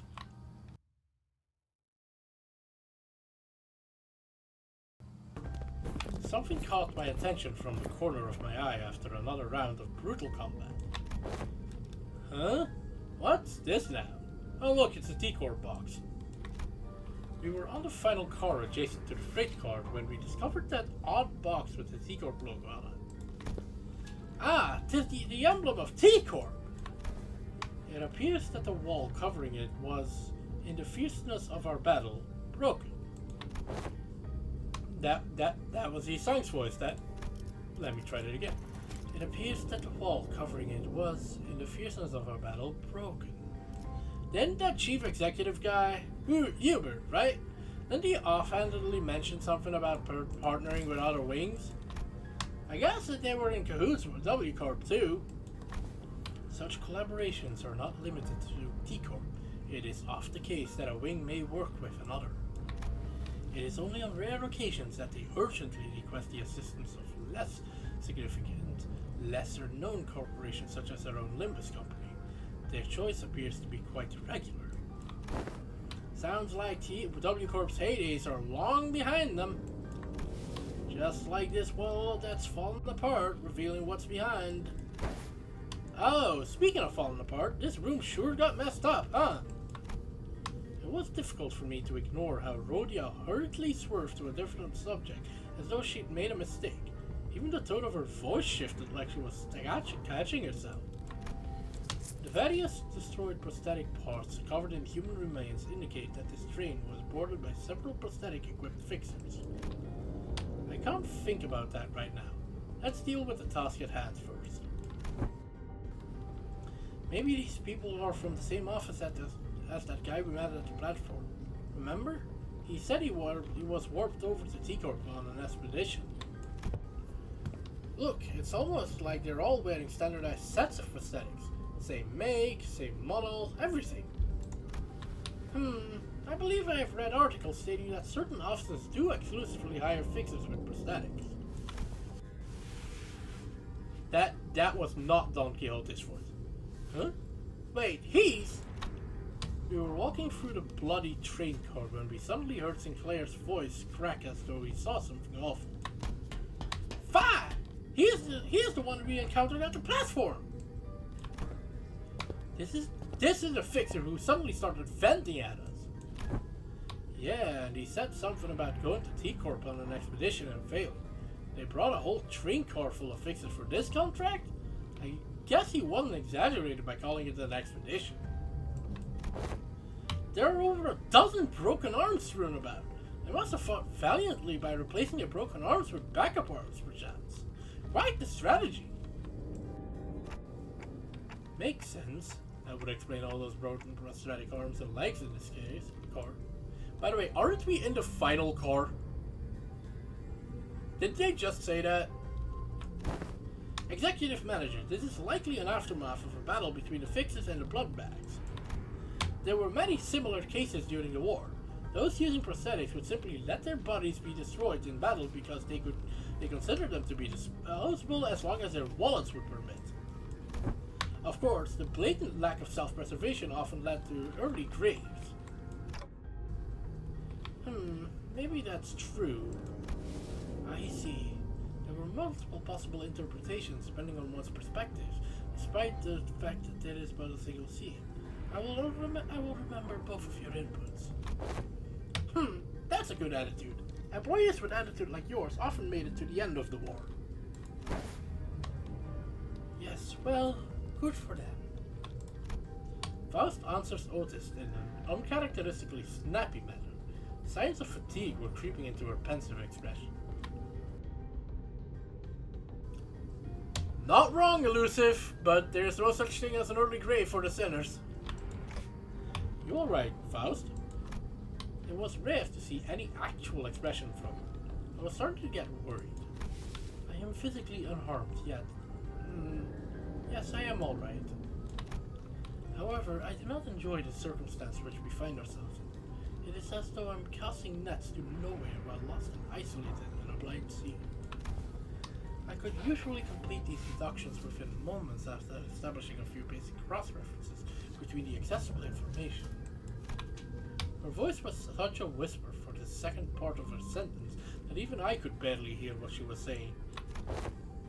I know what you mean. Feeling like you're completely lost, obsessively casting net after net over the black, rippleless lake in desperate hopes that one of them might pull in something we could eat. No way to tell where we are. No way to tell if there's even anything to eat under that glassy water surface. Grasping at the straws, you know? The sense I find mired in is not unlike your own. It is like lying my back over an unseen grave, for the reflection of radiance above my eyes, and a sanguine scent hanging from the tip of my olfactory tells me not of the fortune path. It seemed that Ishmael and Yisang picked up on the first part of her sentence. However, they walked up to her and shared a few words of consolation. By the way, I don't ever recall you talking like that, Faust. I don't know what it is, but I feel like there's something different about you today, somehow. That is... Oh, I mean, I don't hate it. I'm actually glad to learn that you had a softer side. This unseen side of yours. It is unfamiliar, yet quite fresh. Is that so? Faust's reply was curt. She closed her eyes.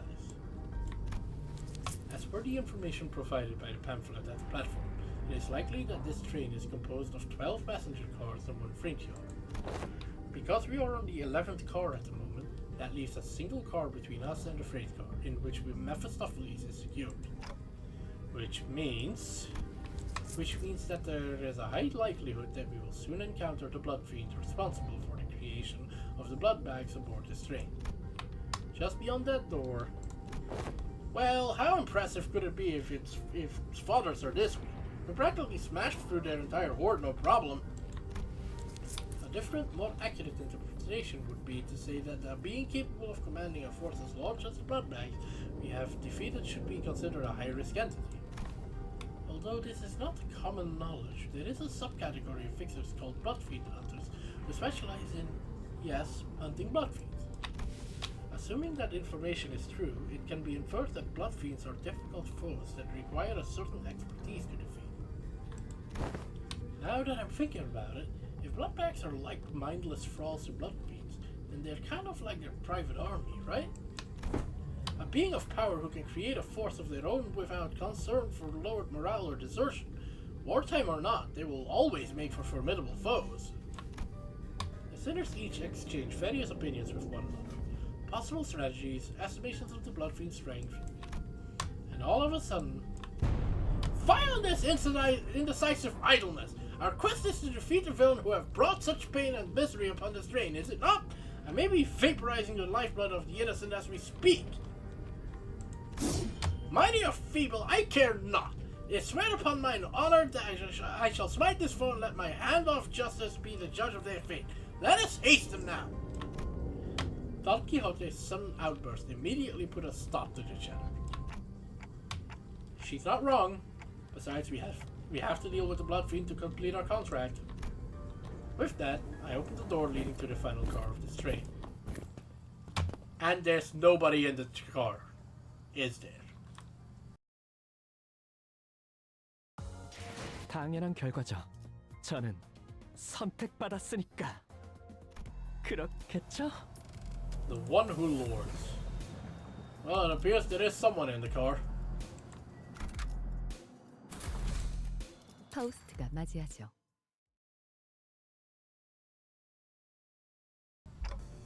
This room. What is with that look on thy faces? Thou standest in the audience of the prince. Where are thy obsequious smiles? He must be the blood fiend who caused this outbreak. He is our target. Fall to thy knees and grovel before royalty. Who the hell are you to make those demands? I shall impart this upon thee only once, so listen well. Thou mayest address me as Prince Cassetti, the 6th kindred, or a kindred of the 6th generation, or the rightful prince in refuge from his family. Art thou the villain who have brought such destruction and massacre upon this vessel? Thou art a chatty one so rudely before your prince, yet I am feeling generous, for I am quite sated at the moment. As thou must have seen on thy journey here, this place is a hall of banquet for a feast most majestic. No matter how many blood bags I create, no matter how much I devour them, the humans just won't stop coming. I only enjoy what was cast into my mouth. He dons a mask for the purpose of merrymaking. If we're really going to exchange pleasantries, why don't you take that mask off? Or are you unfamiliar with the basic etiquette? Oh, this? This mask won't come off. Can't take it off. Shouldn't take it off. There's no prince without the mask. We're so ugly behind the mask. So we all decided to hide how repulsive we become. But once I've drunk your blood full, then it'll all go back to how it used to be. Only then can I unmask myself. Who stitched that mask to your face again? Not a half-bad job. Of course it's excellent. Because this mask was crafted by none other than the great and the eminent barber, whose name I dare not even speak. But it hurts so much. No, I'm smiling. Look how hard I'm smiling and laughing. Ha ha ha! Ha! Ah, yes, I am the prince, that's what I am. He's a bloody loon, ain't it? Alright, done with the giggles then. Get ready for the beating of your life. I enjoy things like you and your friends. Don't cry, bawling and bowing and sniveling on the ground for your lives. Lunge at me instead, The aggression, the boiling blood. Oh, how I love the fire. What are you, daft? Look around. There are 13 of us and only one of you. Do not let your guard down, Heathcliff. This entity has managed to turn countless passengers of this train into his blood bags. I ain't letting my guard down, but we blasted through so many blood bags we couldn't even keep count, didn't we? Couldn't even keep count. Oh no. But the count is so important. I have to keep count of our visitors. Oh yes, of course. I do remember to keep count of our dearest visitors. Yes sir, I do. You have no idea how powerful I am, and I shall not relinquish my throne to thee for on this budding kingdom. All I have to do is sit here and do nothing, and the blood bags present themselves before me. There's no paradise like this out there. You have no idea what I did to recreate this place. Oh, how elated my forebear kindreds would be, should they be here to witness what I have created. This cornucopia of abundance, this pleasure, oh, this freedom. But this kingdom is mine. I made it. I'm not giving it away. Nope. This is rather curious. It appears that this blood fiend leaves this car only on rare occasions. Yet we have seen signs of his insidious influence throughout every car we have visited so far. Yeah, I was about to say that. Does he just... How has he not been removed? Then what he meant by how the blood bags present themselves before him has to be... Hold on a minute! Ah! A figure suddenly and frantically charged into this car. I think he was ultra insane before he got on this car. Like, he's arguing with himself. Like, there's a struggle inside him. It was Sasha, the fixer we ran into one of the earlier cars. Cassetti shrinks into the throne at the sudden burst, terror apparent in his face. Ah, it is thee! Hast thou truly journeyed here to assist us on our quest? Lord, that villain is the blood fiend responsible for the tragedies that have transpired aboard this train. Help us slay that cur and eventually lead the passengers thou hast protected thus far out of this train. Blood fiends. What if there was more than a single blood fiend on board? One still capable of rational thought. Damn, you actually made it all the way back here? I guess the wings don't give out contracts to just anyone. I used to fight to my damnedest too, till I was the last one standing. What's she talking about? But where did that leave me? In the end, I stood alone with nothing but a single one of these forearms left.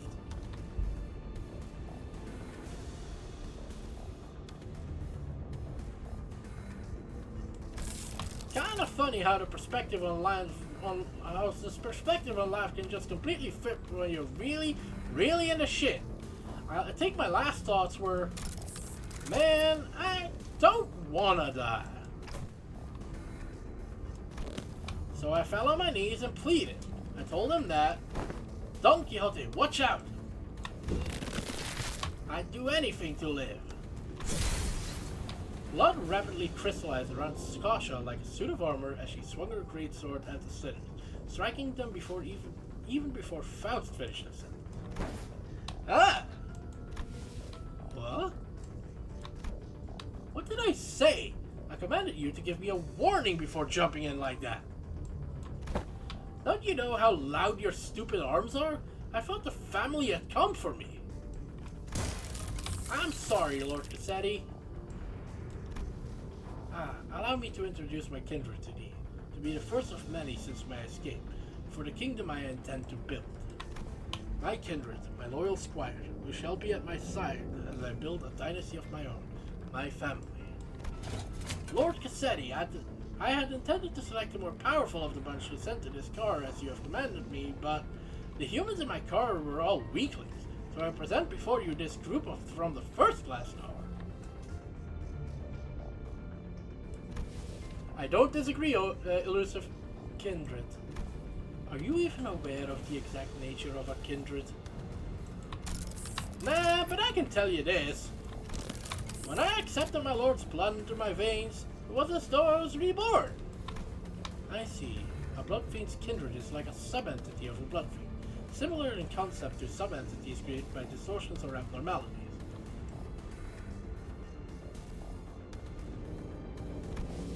It must have been the desperation that drove you to accept that proposition without hesitation, despite the lack of relevant information. Maybe. That's probably what was going through my head before I became a kindred. Thou hast been in cohorts with this villain all this time? As his lackey? Even ere then, when we first laid our eyes upon thee? Lady, you have no idea how much I freaked out when one of you asked me something about red eyes. Not that it would have mattered if you did suspect me, though, since my red eye is just a prosthetic. Then, the passengers who were under thy protection. Haven't I told you that the count matters? The longer the line, the better.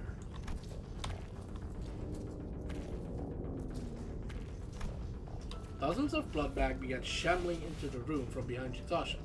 A smaller one among them stood out to me. My mind immediately snapped to the child who grabbed Don Quixote's coattails. I knew that the passengers were dead the moment we realized Sasha was a blood fiend, but this?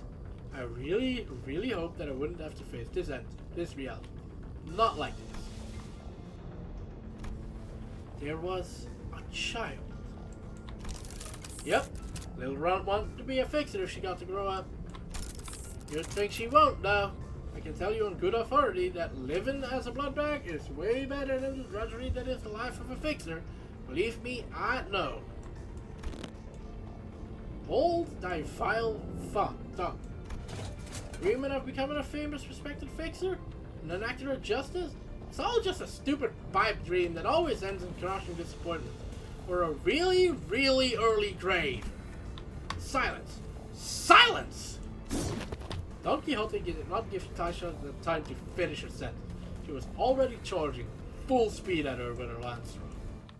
And then immediately puts the lance down and picks up a sword.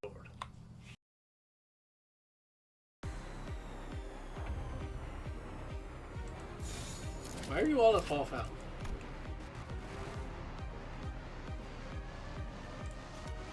I guess I don't get to go. 하나 가져간다.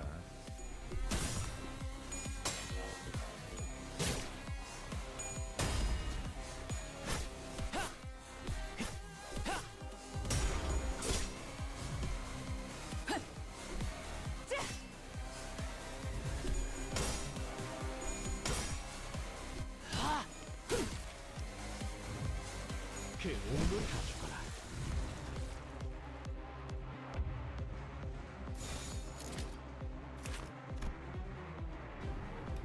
I wonder what that unknown thing is. Oh well. I guess we'll find out! 시범을 보이지.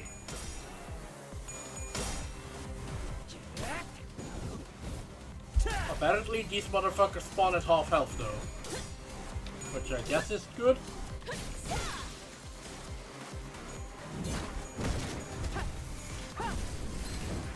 Makes it easy for them to get uncleared.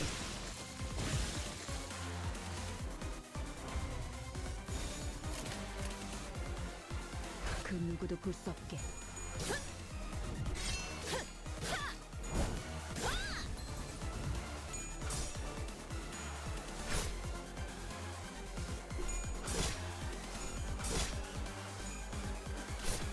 다음은 침묵을 안겨드리죠.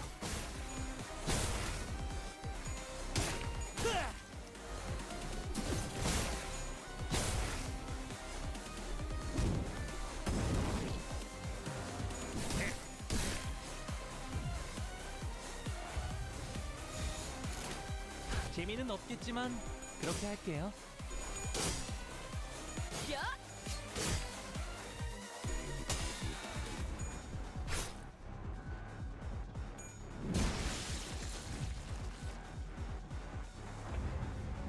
Wait, oh shit, this is... I'm stupid, I've just been win rating. This is a focused encounter. I can actually select my targets.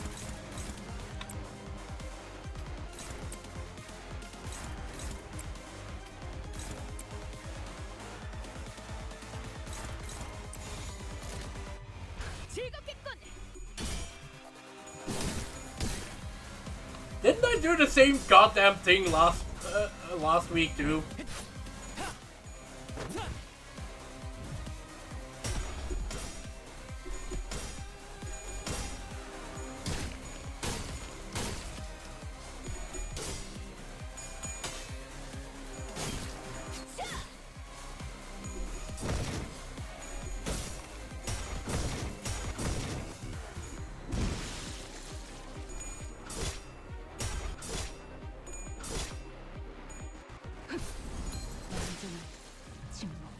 No, I've been doing too many unfocused encounters, and when it's human-like enemies, I just assume it's unfocused. Well, Sasha's panicking immediately.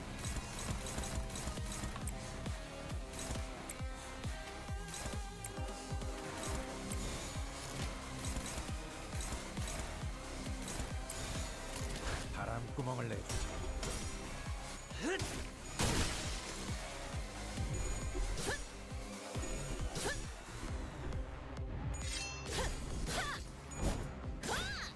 And getting... I don't know if Sasha's a heel or she. His, her, ass kicked.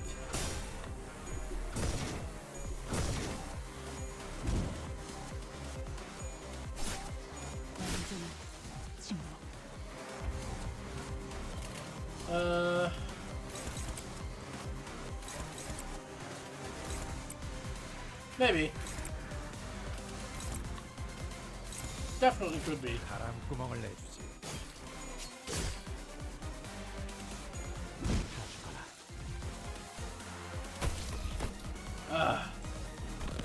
Unbelievable. My first kindred to be created without their authorization. Is this bumbling fool? I pray for your forgiveness, my parents. Be gone from my sight. At least thou hast brought me blood bags for sustenance. Yet, it must be the responsibility of a parent to clean up the mess of his child. What a load of shit. That is not the usher. What a load of shit. With that, Cassetti reached out towards the pile of blood bags in the ground and...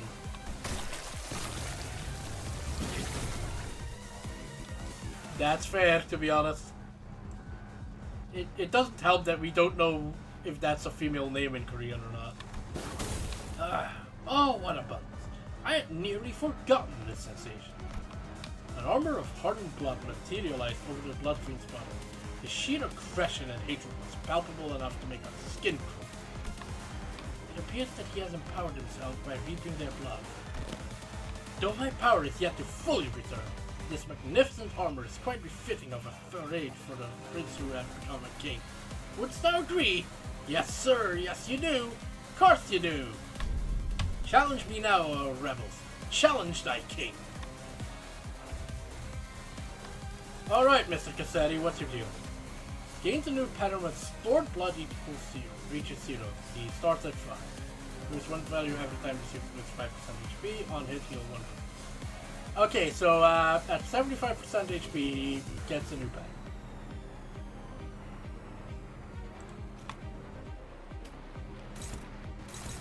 So, right now, dodge this, you filthy casual.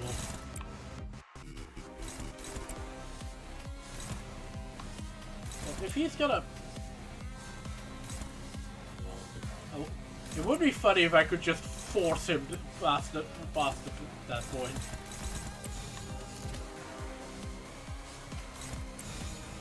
I doubt it, but it would be funny.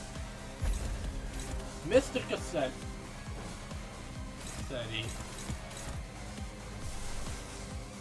He said he Cassetti.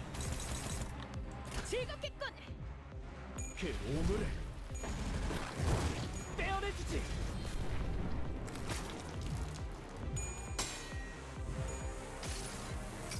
Heal on hit passive. Gotcha. 뼈에 있었어.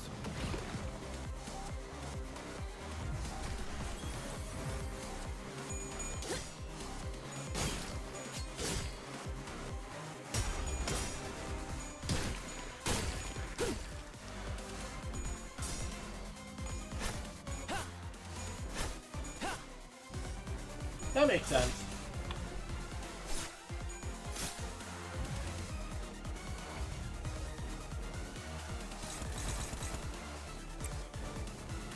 Where's Mr. Enclair?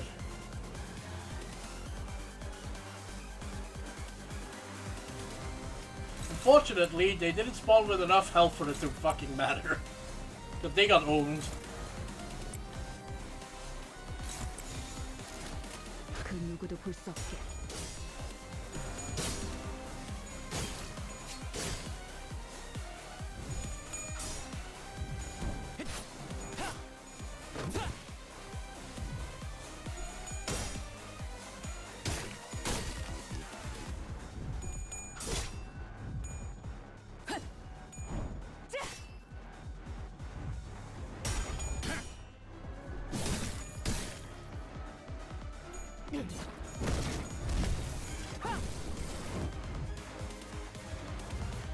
Okay, what the hell is this? Unclashable. Oh god.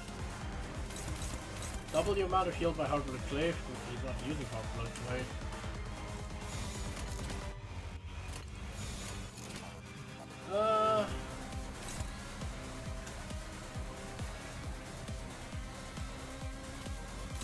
I'm just gonna assume. 내가 시범을 보이지.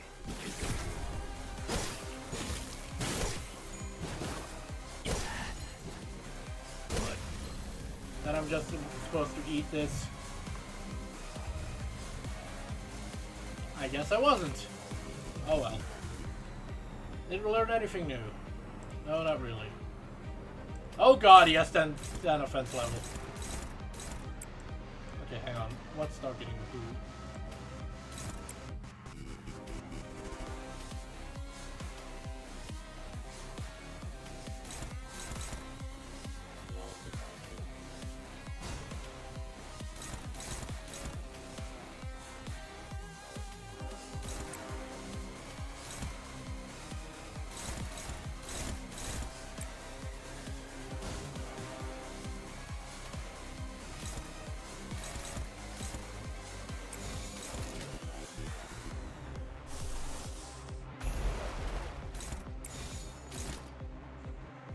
즐겁겠군.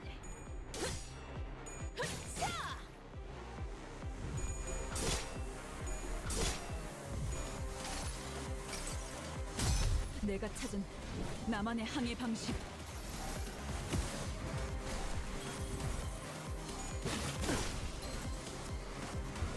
Please actually injure Ishmael. It'll be so funny.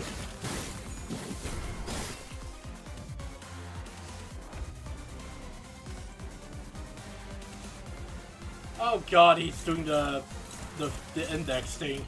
Why?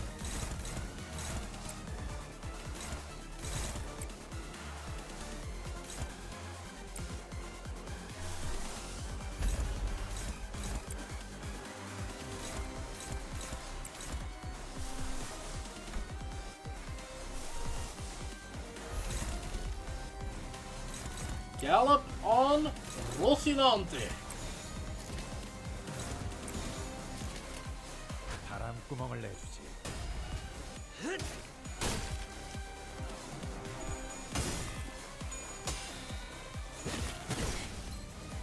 Thank you, Hongru. 내 팔은 뼈에 있었어.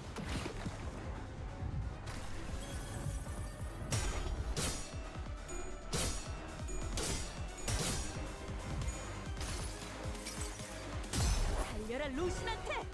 정의는 승리한다. Probably the worst ego to actually use, considering they all power up on bleed.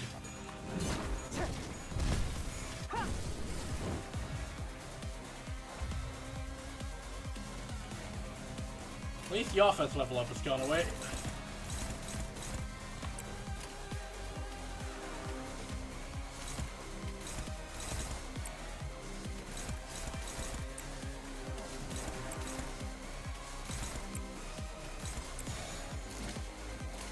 불길 속으로.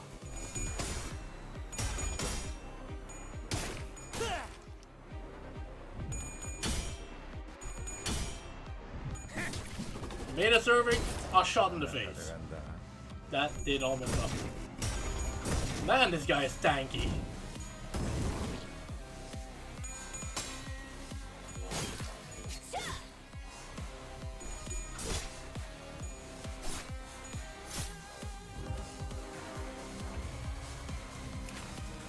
Anything new to learn? No, not even close.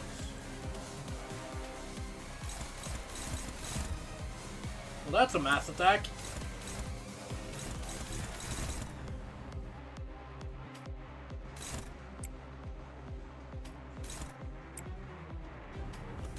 Yeah, I should probably have dodged that, shouldn't I?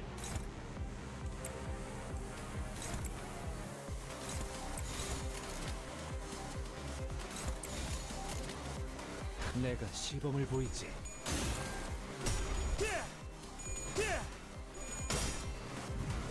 I keep forgetting that unclashable doesn't mean that I can't use evade.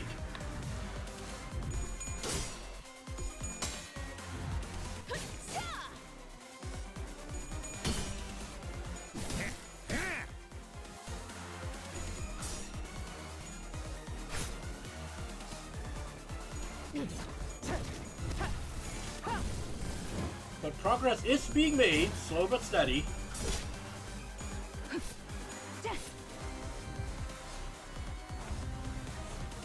He's getting a lot of fragile from somewhere.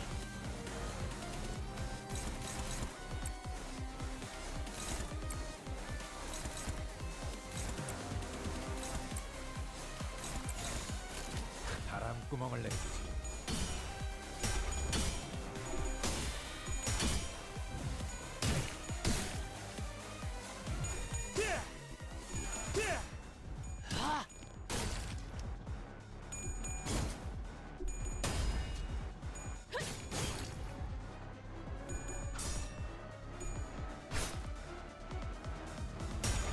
Holy shit, Gregor, where's all the bleed coming from?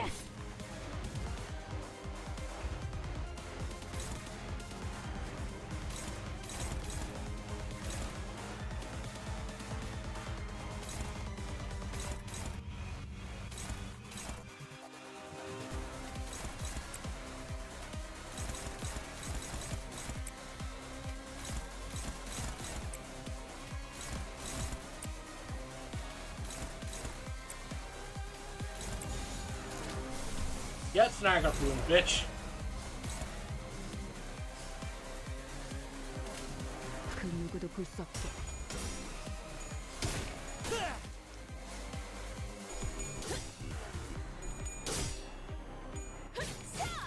At least he's got offense level down now. Mr. Cassetti.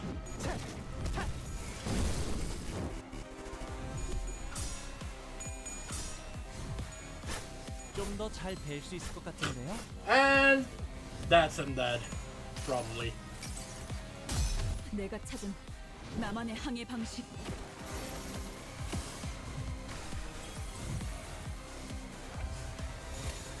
재미는 없겠지만 그렇게 할게요. Death! 떼어내주지.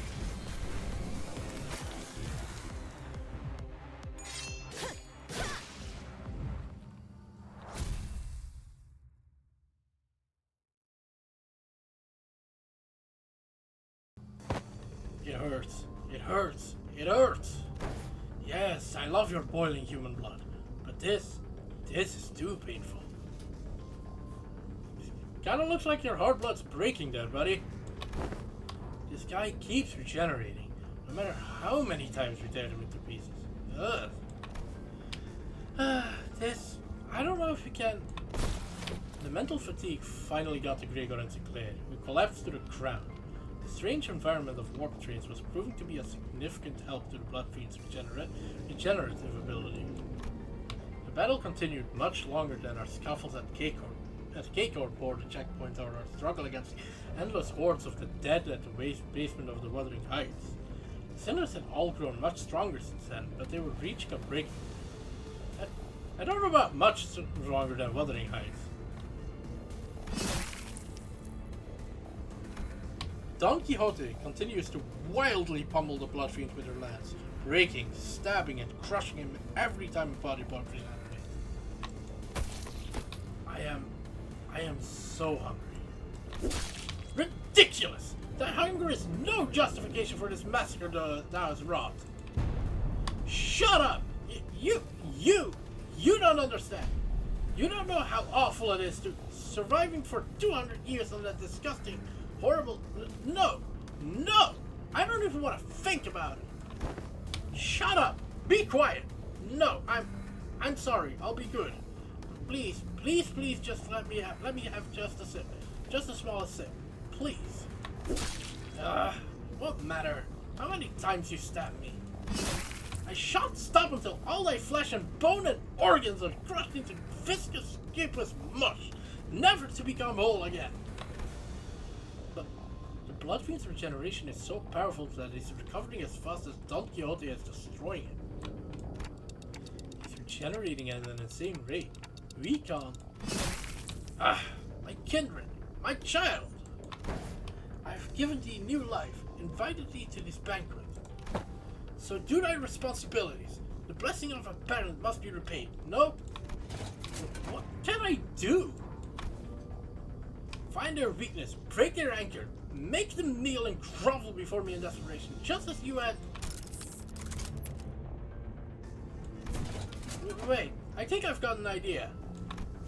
Sasha began looking around wildly, surprised by Cassetti's sudden command. It's the way they fight. Reminds me a lot of the way we prosthetic using fixers fight. Huh? Just as prosthetic fixers slowly lose their sense of self-preservation, their limbs becoming no more important than tools to be replaced. These idiots act with such abandon as if they have multiple lives to burn through. With nothing to protect, they throw themselves wildly into battle like moths to a flame. Forget to look after what's really important, like this little thing.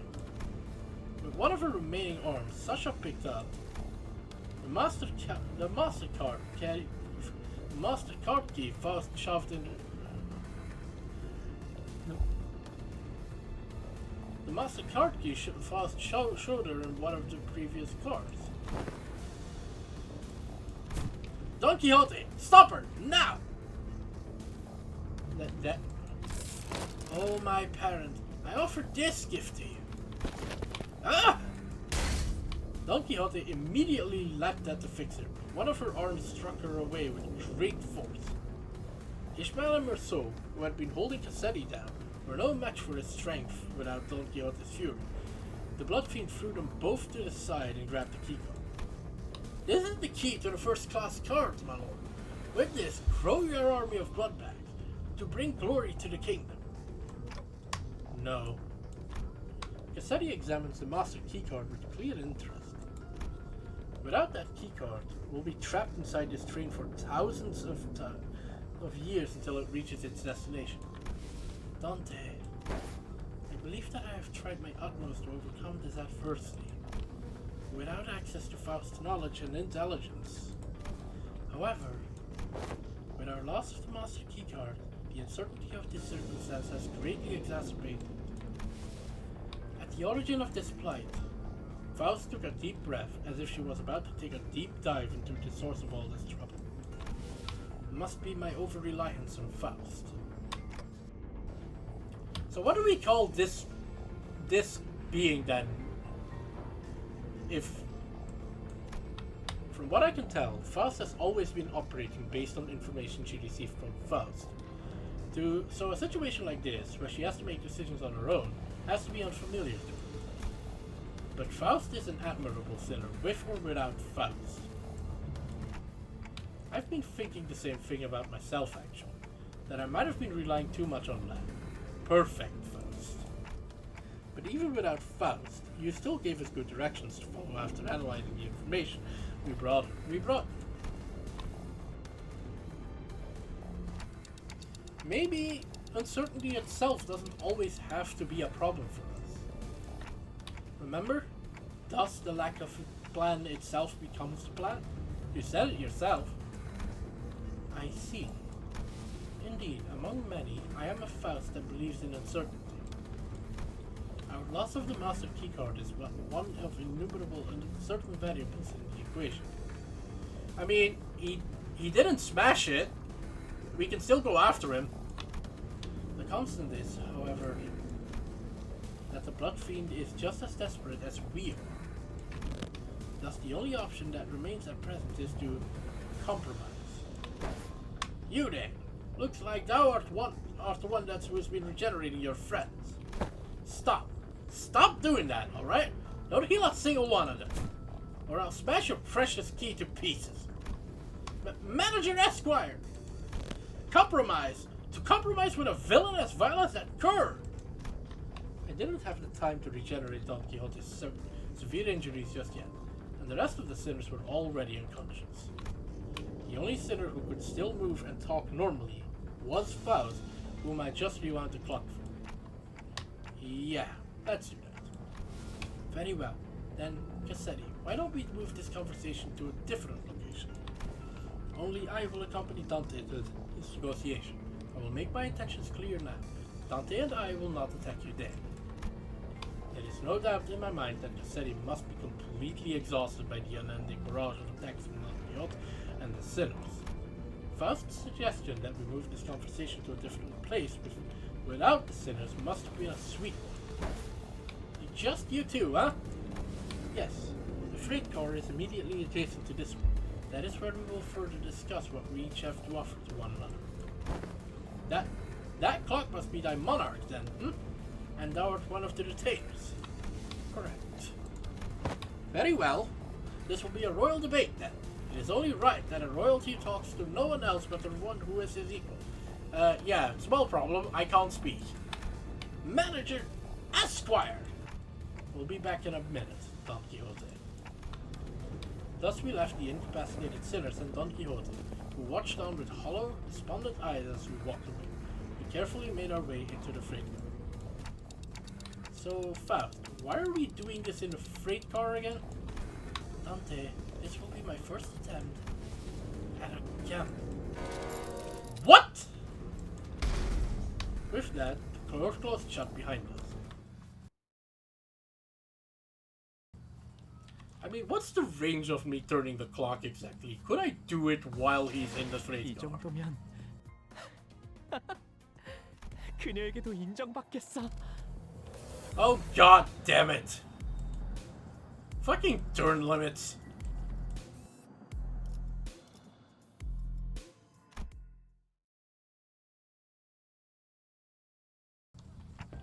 So this passageway leads straight into Mephistopheles. This is where it all started. This stupid bus awoke me from my slumber. If only this bus hadn't completely filled up the freight car. I wasn't planning to start the parade so soon, or create a kindred here. Dante. The connection has been restored. Connection? The suddenness of her statement briefly knocked me off my train of thought. I looked at her and cocked my head in confusion. She replied with an even quieter whisper without looking away from the blood field. Boarding Mephistopheles has re-established my connection to Faust. Did you know that this would work? No. And that, as I have stated before, this was a pure, incalculable gamble based on my own uncertain hypothesis. This success helps me somewhat comprehend Miss Rhodia's fascination with gambling. A faint smile appeared on Faust's lips for a moment before fading away. Now that the connection has been re-established, I would like to make a complaint against the Faust and the Gesellschaft management regarding the fact that they neglected to list the information pertaining to the loss of connection within the interiors of the warp trains. However, finding a solution to this situation takes precedence. I have much reason to believe that their omission was done on purpose, but I hope such is not the case. Faust gently advanced toward the Bloodfiend. Let us discuss the details of our compromise. What are you willing to accept in return for the Master Keycard? If thou were just anyone, I would have wished to turn all into blood bags and drink every last drop of thy blood. But thou art unlike a common person. My wish is to maintain the secrecy of this kingdom of mine for as long as possible, and thine wish is to leave this place, right?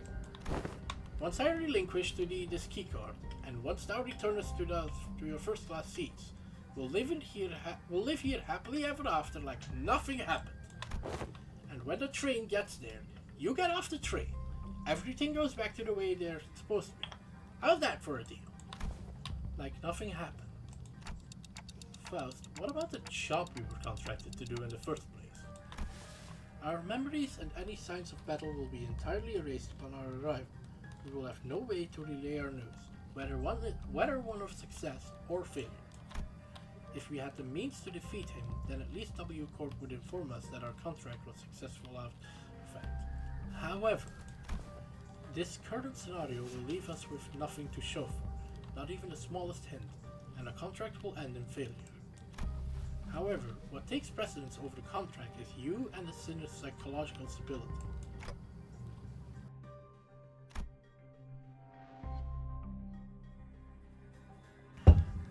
It's not like we've always been successful, so that was something I could live with.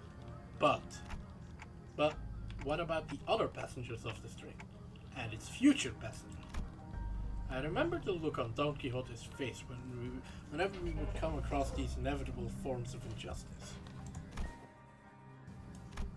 Faust does not reply. Yet, the lack of reply was a reply all on its own. Are we going to have to let them die?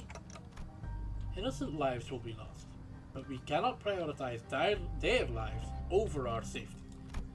That must be Faust's and the company's policy. And yet, I shout the loudest! Don Quixote! I thought her wounds were too severe for her to even crawl, let alone walk, but with sheer will, she pushed herself through the pain to reach the frame. I will not tolerate this. We cannot let this vile wretch live and turn a blind eye to everything he's done. It's her. Again. What? You want to stay here for what is essentially an eternity within this train? I know the truth. Everything hinges on this key, doesn't it? As soon as I break this in half, you'll have to spend the eons inside this. I care not. I would welcome the eons, should it mean eons of penance for thee. It is much preferable to letting this villain go unanswered. Let this place be the site of thine eternal judgment. Faust and I grabbed Don Quixote. She'd normally be strong enough to wriggle free of her grips, but she'd already pushed herself beyond her limits merely by walking here. Faust, unhand me! Thou mustn't let them live, Manager Esquire. Don Quixote, letting him destroy that key means that you'll be condemning the sinners to thousands of years of torment. Then I shall fill the millennia with the tales of legends I have read in the magazine. No time, however infinite, shall be too great to overcome should we endeavor as one. Certainly, you are aware that your suggestion is no solution at all, Don Quixote. Then there has to be another way. No? Thou art both possessors of great wisdom.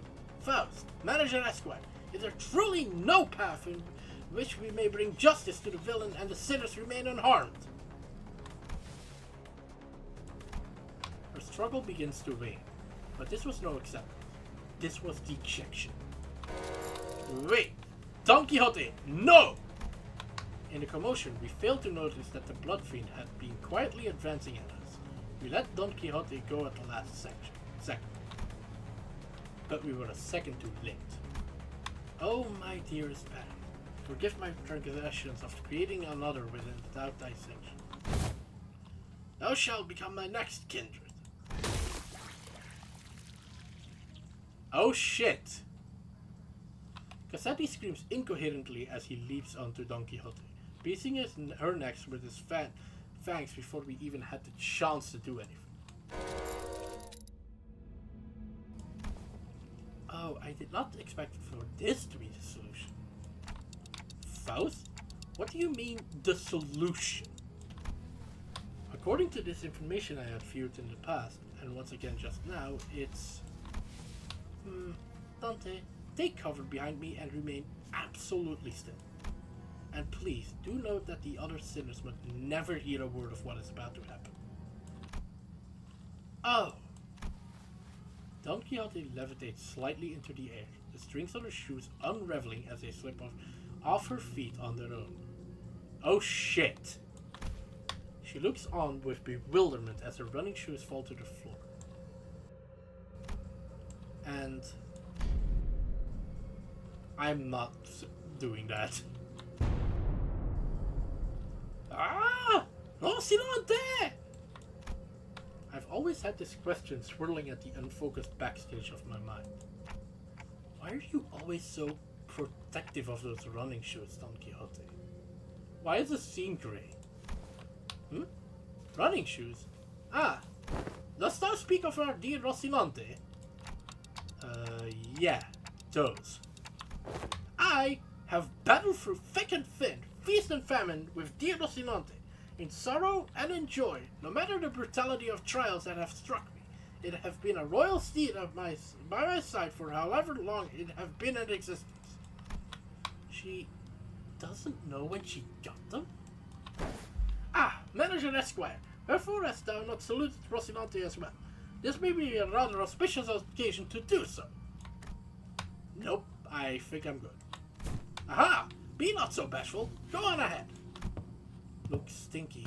Small girl is torturing TikTok with Stinky.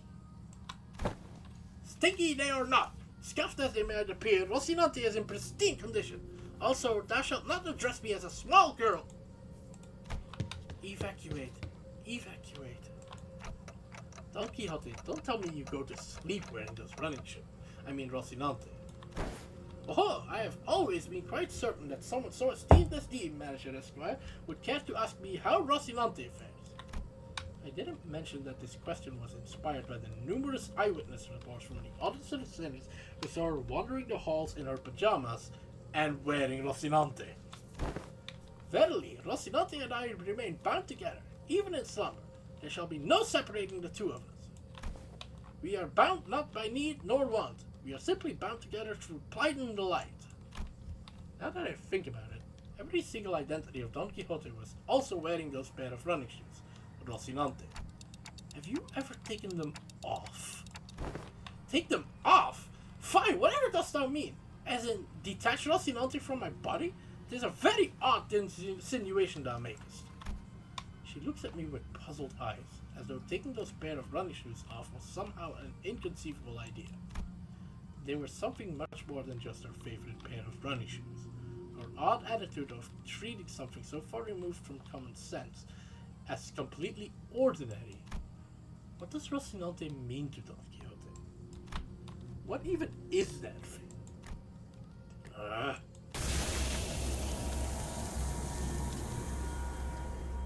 Ow.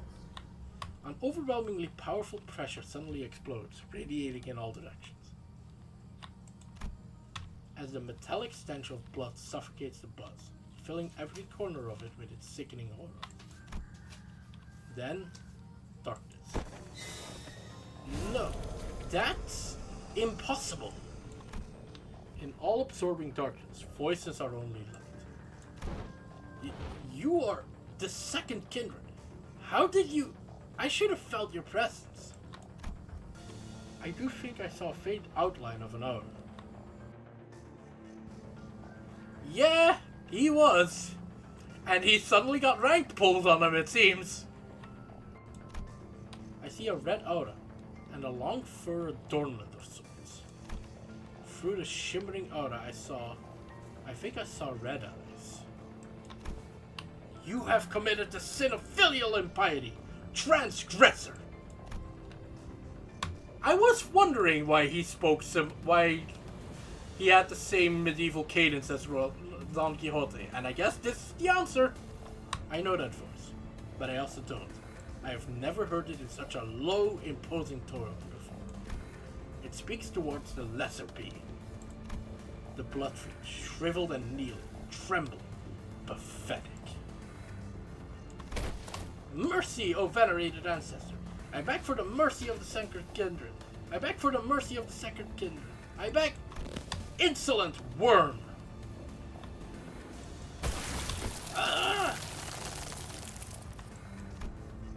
Crimson droplets of blood slowly rises and... Someone get these motherfuckers an editor!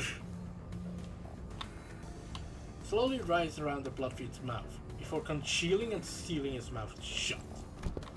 No language worming its way out of your maw shall be worth my ears. No.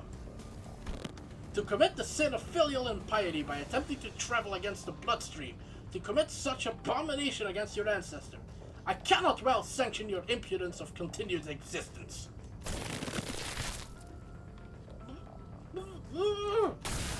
Coagulate, then melt away. Cassetti's blood begins liquefying into a slick stream of blood, his form curdling and crumbling, then dripping to the ground. Rapidly yet ponderously, like that ice cream Don Quixote loved so much, melting away on the floor heated under the seething sun. Ah! You! Don Quixote turned to look at me, who was still on the ground after being thrown by the shock. And with a cryptic look of pity, she uttered something. Indeed, you must be the promised timepiece. Something I couldn't quite understand. Rocinante, to me. Rocinante, I beseech you. I carefully reached out, grabbed her shoes, and slipped them onto her bare feet, one by one. Ah, one day, she gasped, stumbled, and slumped to the ground. Where did she get those?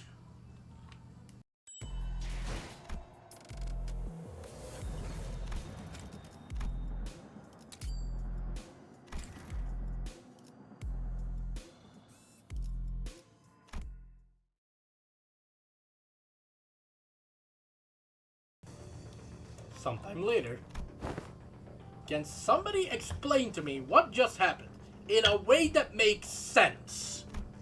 I knew that the sinners would all be shocked and confused.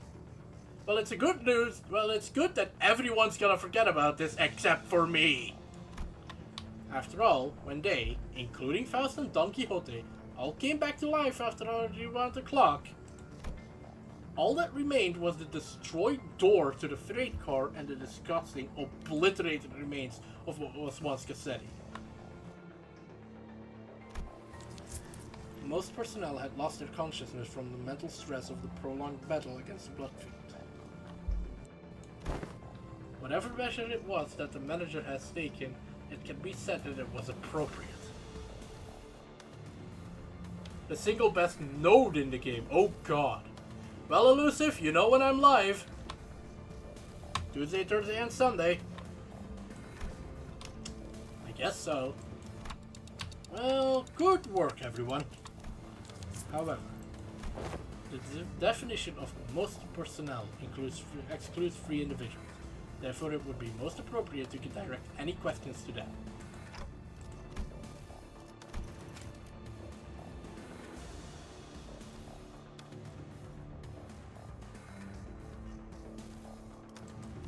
Wait. Huh? Who are those three? Who are those three? Faust? The manager? And Don Quixote, who is still unconscious. Huh, really? The three of you? Wow, you are spot on. When did you even have time to notice that? Oh boy. I have identified the three conscious individuals by analyzing their walking cadence and voices, moments before my loss of consciousness. Right, so what's going on with the lass? Why is she still out cold? That's cowboy. That's not cockney. She appears to be in a state of deep slumber. As she is not at a risk of death, she will be waking up soon. I remember everything, of course. Don Quixote's sudden transformation. How she practically erased the blood feed that is kindred from the world without even moving a finger. But I also remember Faust's last words. And please, do note that the other sinners must never hear a word of what is about to happen. Don Quixote was unconscious, and Faust was answering every question with silence. It was only natural that their eyes would all fall on me. That's, you know...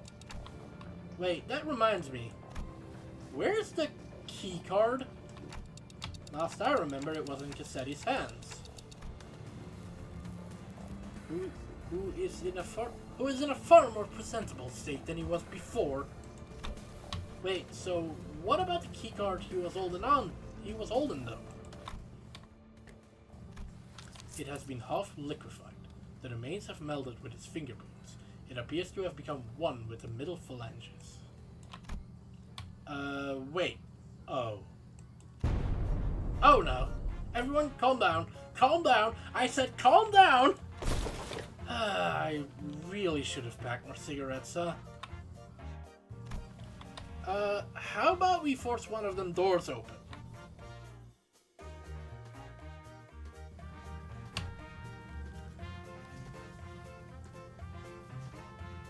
"12 cars, a freight car, how many of them first class?" I'm guessing 1.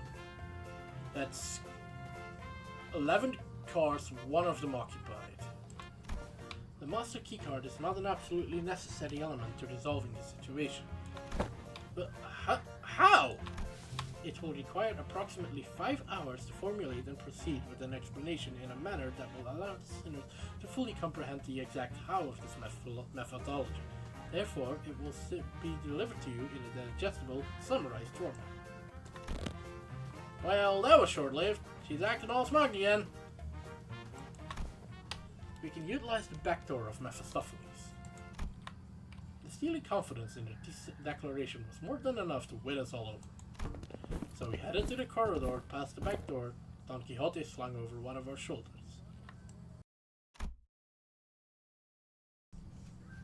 I feel the necessity to say Faust or at this point, and arrived at our destination. Guys, why are you all on the bus? I can't not ask what happened after seeing the state you were all in. Sandy patter, sandy pitter, sandy patter. Grains of sand and seashell-like things fell with every step the sinners took. Were they on a beach? And they asked someone after me to explicate it. Grains of sand roll about in my throat with every word spoken. Some time ago, Faust explained a simpler gist of this plan as we made our way to the back door. To put it simply, we will spend the time at a space disconnected from the train. The train should be arriving at its destination in approximately 10 seconds, going by the A-Corp timescale. All we must do is to remain somewhere in our original dimension for that duration. And with that, Faust came to a sudden stop in the middle of one of the corridors. Wait. Are you seriously gonna just open that door? With this many doors in here, are you sure that it's the right one? Wait, that's the ocean. I misread that name. God damn it, I am deteriorating. My apologies to the entire voice acting cast of this game. Yes, this is the correct door. Its safety is completely ensured. Lass, at least tell us what's past that door. I did not bother verifying that particular information myself. It is necessary for future endeavors that I gain the experience of encountering something completely unexpected. What? Oi, wait! Faust did not wait for Heathcliff to finish his sentence before jerking the door wide open. Now please enter through this door. With Faust's stern command, we quickly walked into a building that looked like a derelict, abandoned hospital of sorts. I think we walked into the middle of a sandstorm. Uh-huh? Aren't we supposed to be indoors? How the heck is this even happening? I can't open my eyes! Tilly, I got sand in my mouth. Wait, no way. Is this a sandstorm? But aren't we inside a building? 5, 4, 3, 2, 1. The sinners blurted out colorful series of complaints, trying to cover themselves in the blasting sandstorm. The files continued to count in that same indifferent rhythm before dragging us out of there just as urgently as she had hurled us in. So we managed to return safe and sound to the interiors of the warp train as it arrived at the peak platforms. As this train was still getting cleaned up, that is, and with our bodies completely covered in sand. I thought we'd never make it. Whoa, are you guys okay? How did these passengers... We were so happy to be done with this whole ordeal that even the W Corp cleanup agents in the middle of a cleanup mission looked downright hospitable. We are employees of Olympus Company. We boarded the warp train at the behest of your employer. I don't know what that means, Elusive. Oh, so you guys are the people that our captain told us about. They really let you guys keep your memories, huh? Oh, that reminds me. One of the employees must be sleeping inside that hibernation pod over there. Oh, that? Huh, I've never seen it in action before. Thanks, let me go check. That hidden compartment behind that chair the cleanup agent crawled into. Inside it was... Huh? Isn't anyone in here? Maybe we're looking at the wrong pod? This is the correct spot. Then the disappearance of the individual who has entered this spot would indicate... I guess these folks aren't all there in the head either. Maybe you guys are just mistaken. I doubt that. Yes, we must have suffered from a momentary collective hallucination caused by fatigue. Very well then. We will see ourselves out. Okay, Faust, what? Faust, please explain this. Faust cut the conversation short before the other sinners began asking too many questions. I want an explanation, Faust! Now that I became intimately familiar with the meaning of that gesture, I followed her to the outside, without another word. Alright, have we arrived?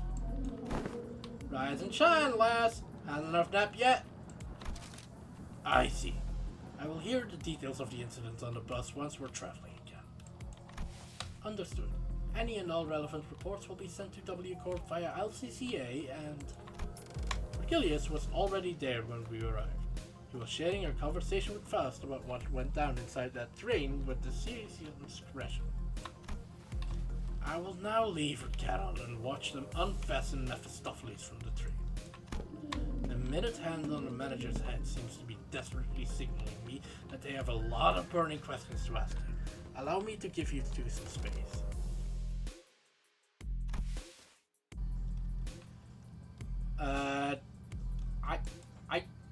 I don't know if he did. I was finally able to ask Faust once Vergilius left. Why did you do that? Faust's body was quite literally blasted to pieces from the sheer explosive pressure that filled the room the moment that he held his shoes came off. It was as though she knew that it was going to happen.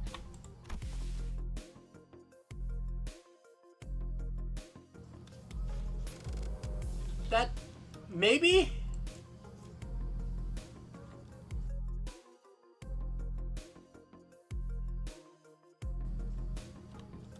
That seems unlikely, though. Well, maybe not unlikely, but...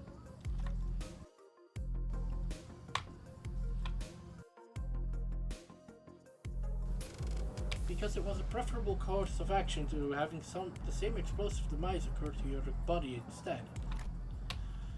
I do find it regrettable that you were made to turn the clock despite my knowledge of the high likelihood of my death upon that occurrence. No, I'm not blaming you for that. I just want to know how long you've known that Don Quixote is... That is something I have been aware of since the LCB was first established. The same could be said of Virgilius. Of course. Hence what Virgilius was blackmailing Don with. However, it was by the will of the LCA superiors that this knowledge remains withheld from the manager until the appropriate moment. And that appropriate moment was back there? Nope, it's when we arrive at Vigor, when we arrive at the Golden Bough. According to my private judgment, yes. Well, as my connection to all communications, including one to Faust, had been severed, I was not in a position to receive the headquarters authorization for that action. Right. Though the full truth may remain obscured still, we are once again returned. Returned. That was a layered word. We've returned to one of the warp platforms in our own dimension. We've returned to our daily lives of speculating about what's next in our path. And the usual Faust, reconnected to Faust, has returned. Can we please make up a name for the entity? Yes. Faust replied to Faust? God, the grammar errors are getting worse. Faust replied to Yisang's nebulous wording with a quite affirmation.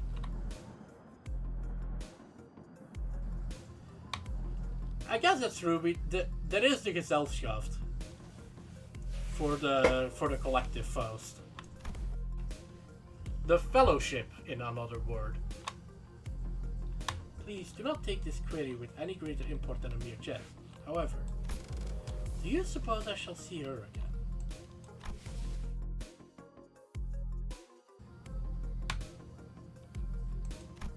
She shot a puzzled look at Yisang. In a way, it was quite a pleasant encounter, was it not? Yisang mused ambiguously before leaving. Valiant, I have a question. How much were you looking forward to me encountering this Intervallo? Phew. The incident at the warp trains was such a chaotic mess that it felt shorter than it really was, but I also learned so much about so many things. But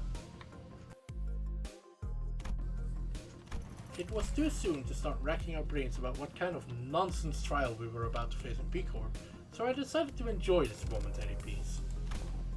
How do we find ourselves in P-Corp? Wherefore is my throat so parched? I am too tired to explain. Chiquita, you missed out big time on one crazy adventure. Huh? Ah, that vibrated with the last few grains of sand out of my ears. Sinners look at Don Quixote's bewildered awakening, grinning.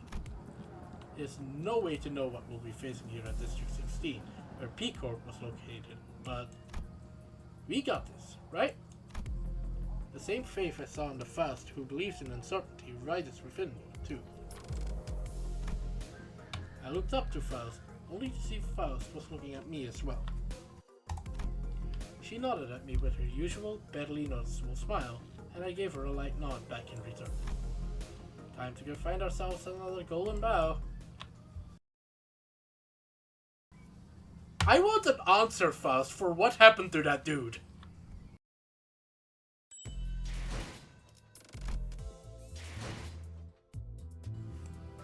The dream ending.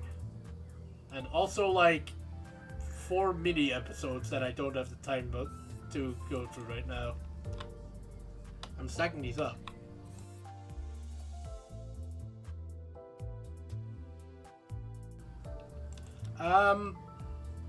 I can't promise drunk because I do not drink.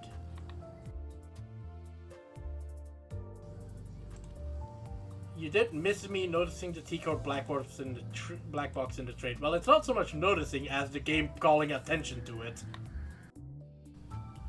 Anyway, trial by bought my outro, please.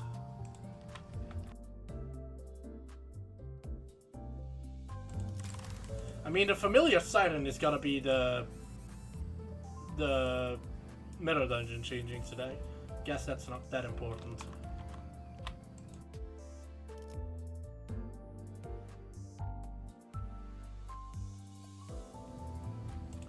Holy shit, 2 Walpurgis Knights though?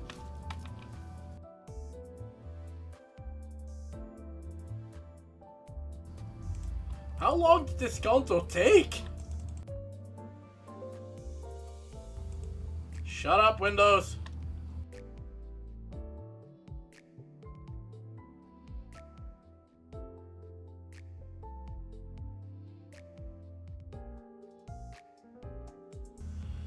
Let's see, Final Fantasy 9, Tactics,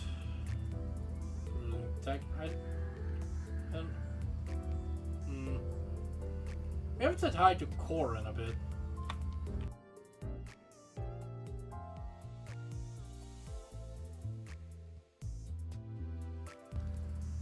Core is doing Mega May. He's doing something Mega Man related. So go have fun with him. I would like to thank everyone who came and watched me today. I would like to thank Elusive OPG Man and Valent for keeping me company. And as always, don't be a stranger, because that's my job. I'll see him tomorrow. Or not tomorrow, Sunday. Next time is what I usually say. God damn it. I cannot keep my outro straight. That is the one promise I give you.